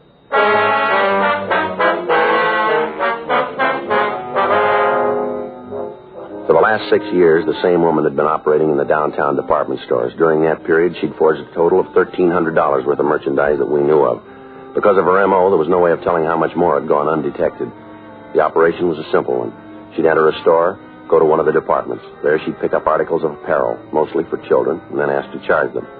She'd explain that she'd forgotten her charger plate, and after the account had been verified, she'd sign the charge slip. These slips would be put in the mail to the people who maintained the account, and it wouldn't be until they noticed a discrepancy that we'd be notified. Usually a month would pass between the time the clothing was taken and we were told of it. In the 6 years that the Little Mother, as the newspapers had dubbed her, had been operating, almost every team of detectives in the forgery detail had worked on the case. Statements from salesgirls who'd waited on her were taken. Photostats of the sales slips were made. Witnesses were interrogated. And then when the sum total of actual physical evidence was weighed and sifted, there was no lead to the identity of the forger. The police department had gotten out printed bulletins and copies of composite drawings of the suspect, and these had been distributed to all department stores in the area. But because of the suspect's appearance and the way she operated, none of the victims became suspicious in time to notify us. The Department Stores Protective League was working with us, but they met with the same dead ends that we'd found. Meanwhile, the evidence continued to pile up. The operation continued to work. When the manager of Beckworth's department store told us that the suspect was in the store, Frank and I were able to come up with the first concrete lead we'd had since we'd been working on the case. In the company of the manager and the saleswoman, Mrs. Myra Allen, Frank and I went down to the boys' department where the suspect was reported to be. Down this way. Yes, sir. The girl said she was over by boys' suits. I hope they were able to hold her. Mm-hmm. Just a minute. Yes, sir. I know I don't have to tell you, gentlemen, about the store's liability in a situation like this. No, sir. Now, I'm sure it's her, but it could be very embarrassing and expensive to the store if we made a mistake. All right, sir, we understand. Good. Over here. All right. Mr. Donaldson? Mr. Donaldson? Yes, Miss Franklin. Where is she? It's not my fault. You've got to believe that. What's the matter, miss? Don't tell me you stopped the wrong person. You caused trouble with an innocent party and she could sue the store. I'm sorry, Mr. Donaldson. Where's the woman, miss? That's what I'm trying to tell you. Yes, ma'am? She wouldn't wait.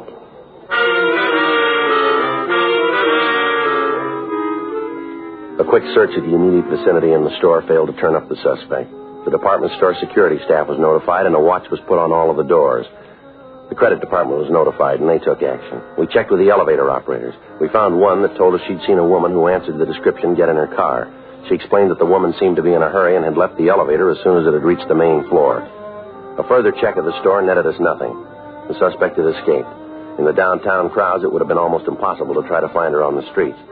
However, an additional broadcast carrying a complete description of the clothing she was wearing was gotten out to all cars in the area.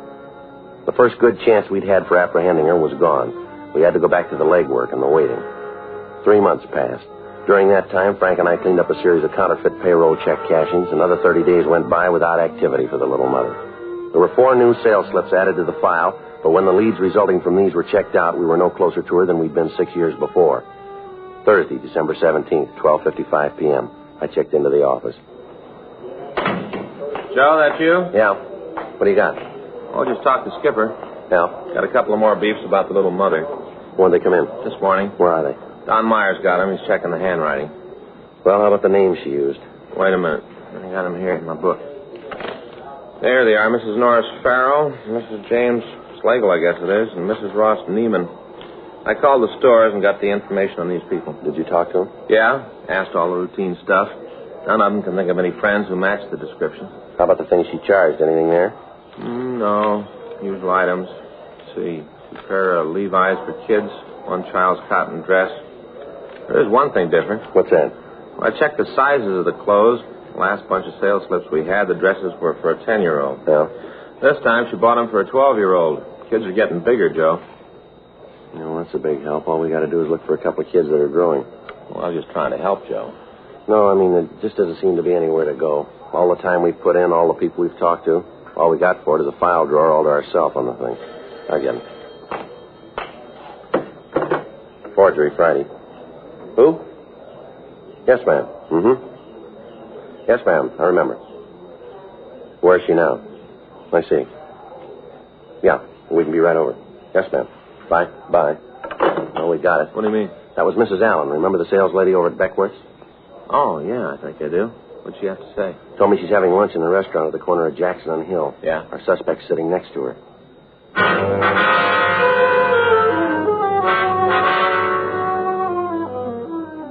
1:02 p.m. We checked out of the office and drove over to the restaurant. It was located at the rear of a large drugstore. When we came into the place, Mrs. Allen met us at the entrance. She took us back down the counter and pointed out a small woman sitting on the last stool. That's her. You sure, ma'am? I'm positive. That's her. All right, let's go. Yes. You want to wait here, Miss Allen? Certainly. Something you gentlemen want? We're police officers, ma'am. We'd like to talk to you. Police? Yes, ma'am. You want to step over there to talk? Might be better.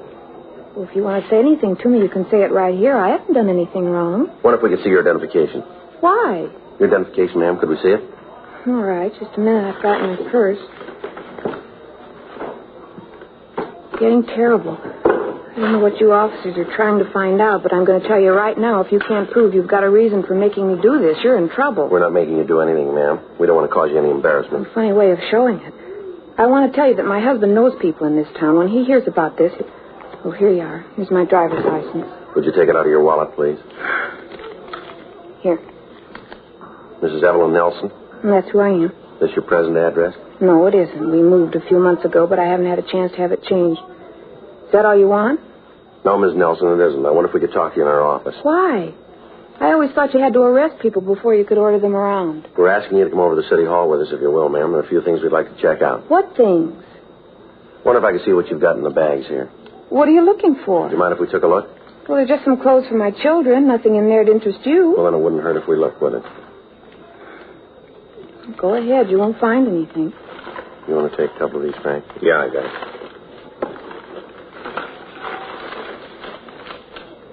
Well, what about it? Did you find anything wrong? Maybe a gun? No, ma'am, but I wonder if you could explain this.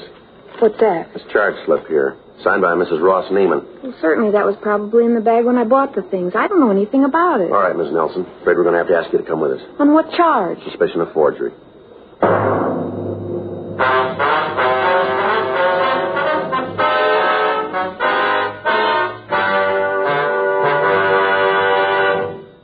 You are listening to Dragnet, the authentic story of your police force in action. At cigarette dealers, in vending machines, at supermarkets and stores coast to coast. Chesterfield, please. Smokers by the thousands. Yes, smokers by the thousands are now changing to Chesterfield, the only cigarette ever to give you one, proof of low nicotine, highest quality. Chemical analyses of the country's 6 leading brands confirm that. 2, the only cigarette ever to give you this proven record with smokers. Again and again, over a full year and one half, a group of Chesterfield smokers have been given thorough medical examinations. The doctor's reports are a matter of record. No adverse effects to the nose, throat, and sinuses from smoking Chesterfield.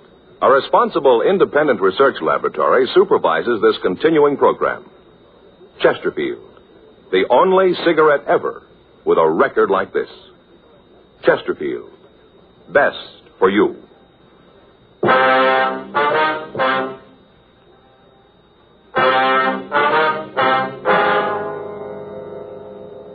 We returned the suspect to the city hall for questioning. While Frank checked her name through the files, I tried to get her to talk. For 20 minutes, her attitude was one of surprise, and she answered the questions I put to her with indignance. Finally, she lapsed into silence and wouldn't reply at all to further interrogation. Frank came back from R&I with the information that there was no arrest record for Mrs. Nelson. We put out calls to the salesgirls who had waited on the little mother in the past and asked them to come down to the office to see if they could identify the suspect. Yes, ma'am. Room 29. Yeah, come right in the first street entrance, turn left into the police department. That's right, ma'am. There's an arch there. Go right through it. Straight down the hall and to the right. Well, it's the only way you can go. It's on the left as you go down the hall. That's right, 29. If you'll ask for Sergeant Friday or Officer Smith. No, ma'am, Smith. That's all right, ma'am. We'll expect you. Goodbye. I'll call the next one. Yeah. You know, you'd save yourself and us a lot of trouble if you'd tell us the truth, Mrs. Nelson. Mrs. Nelson? Hello, may I speak with Miss Brundage, please? In children's wear? Yes, ma'am, I will. Hang up the phone. Beg your pardon? You don't have to go through this anymore. All right, ma'am. You want to tell us about it? Mrs. Nelson? I only did it for them, the kids. I didn't want to. How do you think I felt when I knew I was stealing? How do you think I felt? You want to go ahead? My husband, Paul's a good man. What he's done, he thinks is right. I can't quarrel with him. But he doesn't know, he doesn't understand. It isn't that he doesn't love the kids. He does. He really does. It's just that he doesn't understand. You can see that, can't you? He doesn't understand about them. Do either of you have a handkerchief? I came away this morning without one. Yes, ma'am. Here you are. Thanks. You want to go ahead, please? All his life he's worked. Put in long hours without a thought of what he was doing to himself. Every nickel he made was put away so he'd be able to feel secure, so he wouldn't have to worry about anything. It was all right when we first got married. I could understand it then. I went along with what he thought. But the last few years, it's gotten to be an obsession with him. The almighty dollar, that's all that seems important to him. Now, what kind of work does your husband do, Mrs. Nelson? He owns a grocery store. Small place, but it does good, makes a good living. Only we aren't living, we're existing. He gives me $10 a week to run the house and buy clothes for the kids. I've tried, Lord knows I've tried, budget meals, cheap cuts of meat, day-old bread. Any way you spend it, no matter how you figure, $10 just doesn't go very far. Now, Mrs. Nelson, didn't you talk to your husband about it? Didn't you ask him for additional money for the expenses? Yes, I'd ask him, and he'd tell me that I had to make do all the time, make do just a little longer until he had the money in the bank. Then we'd be all right. Only the more it went on, the worse it got. It didn't seem to make any difference how much money we had. How the total in the passbook went up, he wasn't satisfied. Had to be a little more, a little more.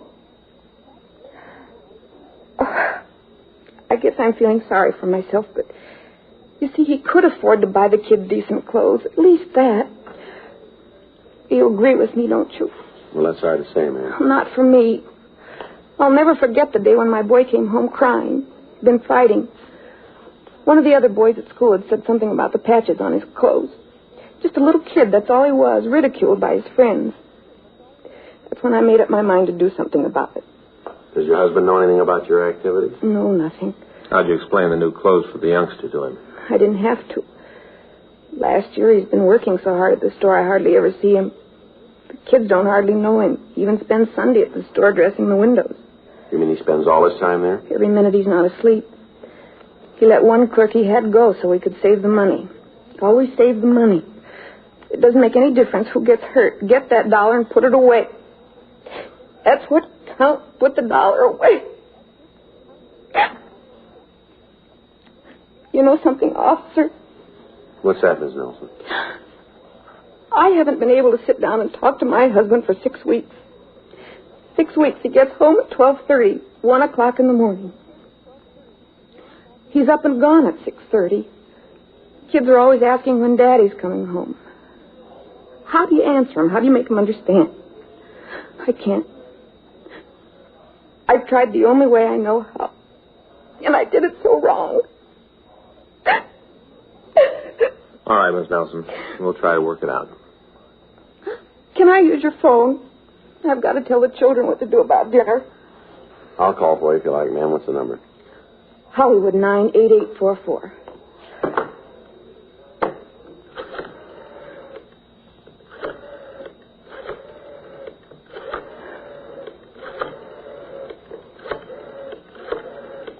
Where's your husband now, Miss Nelson? At the store, I guess. You're going to call him? I think we should, ma'am. Let him know what's happened. I guess so. Somebody's got to take care Hello, of I'm kids. calling for Mrs. Nelson. I wonder if I could speak to her son. This is Sergeant Friday, Los Angeles Police Department. Who? Yes, no, she's down here now. Room 29. All right, fine. Was that my boy? I wanted to talk to him. No, ma'am, that was your husband. He's on his way down here.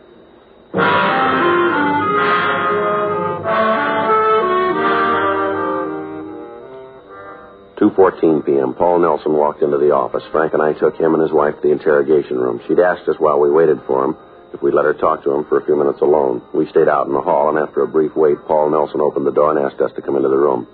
His wife had evidently told him the full story because he was visibly shaken. He walked over to his wife and sat down beside her. Well, I guess I've really done it, haven't I? What do you mean, sir? I've really ruined everything.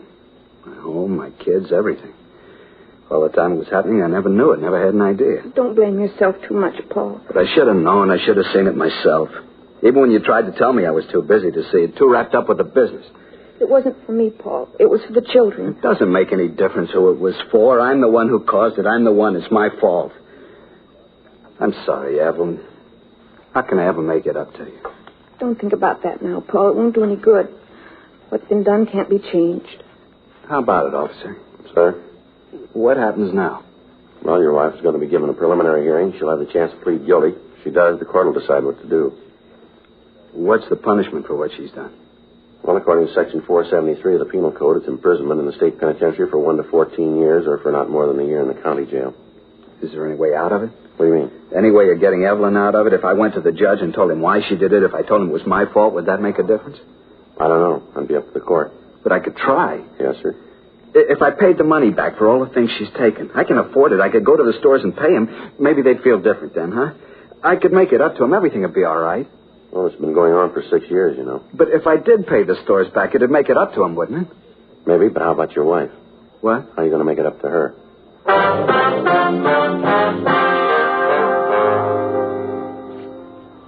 4:30 p.m. The suspect was released on a writ. The next afternoon, Frank and I met with Mr. and Mrs. Nelson and their attorney. We talked over the case. It seemed that the husband's change of heart was permanent. He swore that he'd never give his wife cause for unhappiness again. 2 weeks later, in Department 89 of the Superior Court, Mrs. Nelson entered a plea of guilty to 14 counts of forgery. When the court reviewed the circumstances and was informed that Mr. Nelson intended to make full restitution, the probation board recommended that Mrs. Nelson be placed on probation for 3 years. After the hearing, Frank and I had a brief talk with the couple. They thanked us for our consideration and understanding. Apparently, the cause of trouble between the Nelsons had been erased. Another 2 weeks went by. January 22nd, Frank and I got back from lunch and we checked into the office. Here they are, dear. Mr. Friday, Mr. Smith? Ms. Nelson, Mr. Nelson, how are you? Just fine, Sergeant. How are you two? Fine, thank you very much, ma'am. What can we do for you? That's what we want to do for you. Sir? You got the boxes, honey? Yeah, here they are. It's not much, but we thought that you'd like them. Made them ourselves. To say thanks. Look at that, Joe. Mm-hmm. That's not necessary, ma'am. You didn't have to do that. No, we wanted to. Toll House cookies. Eve made a box for each of you. Real good. Lots of chocolate. Well, that's very nice of you. We just hope you'll enjoy them. Yes, ma'am. I'm sure we will. Yes, ma'am. How are things going with you? Oh, just fine. Paul and I have gotten everything straightened out. I help him out at the store now. That way he's got more time to spend with the kids. Things just couldn't be much better. Well, we're glad to hear that. It's a funny thing to say, Mr. Friday, but it's true. The best thing that ever happened to us. What's that, Ms. Nelson? My getting arrested. The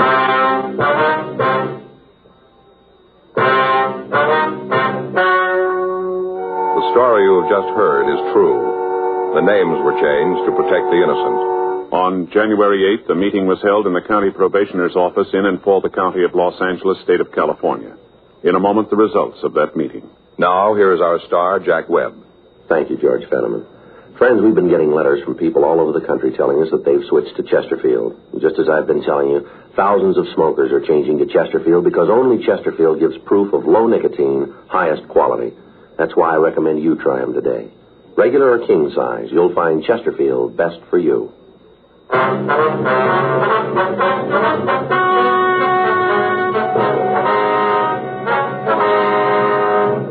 At the end of 3 years, Mrs. Evelyn Margaret Nelson had fulfilled the requirements of her probation, and the case was officially marked closed.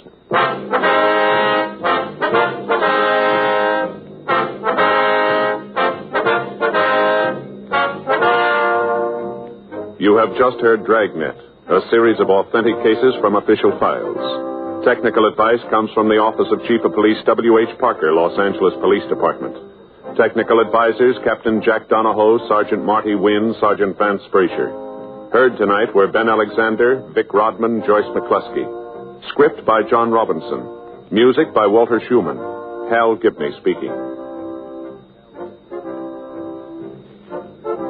Watch an entirely new Dragnet case history each week on your local NBC television station.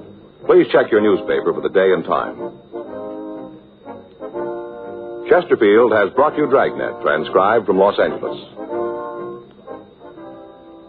Have you tried new cork-tipped Fatima? It's the smooth smoke. Here's why.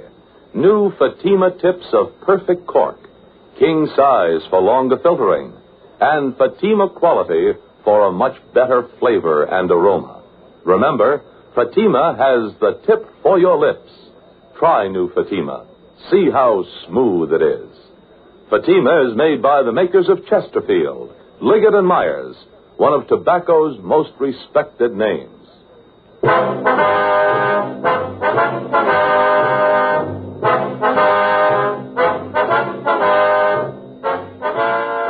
This is the NBC Radio Network.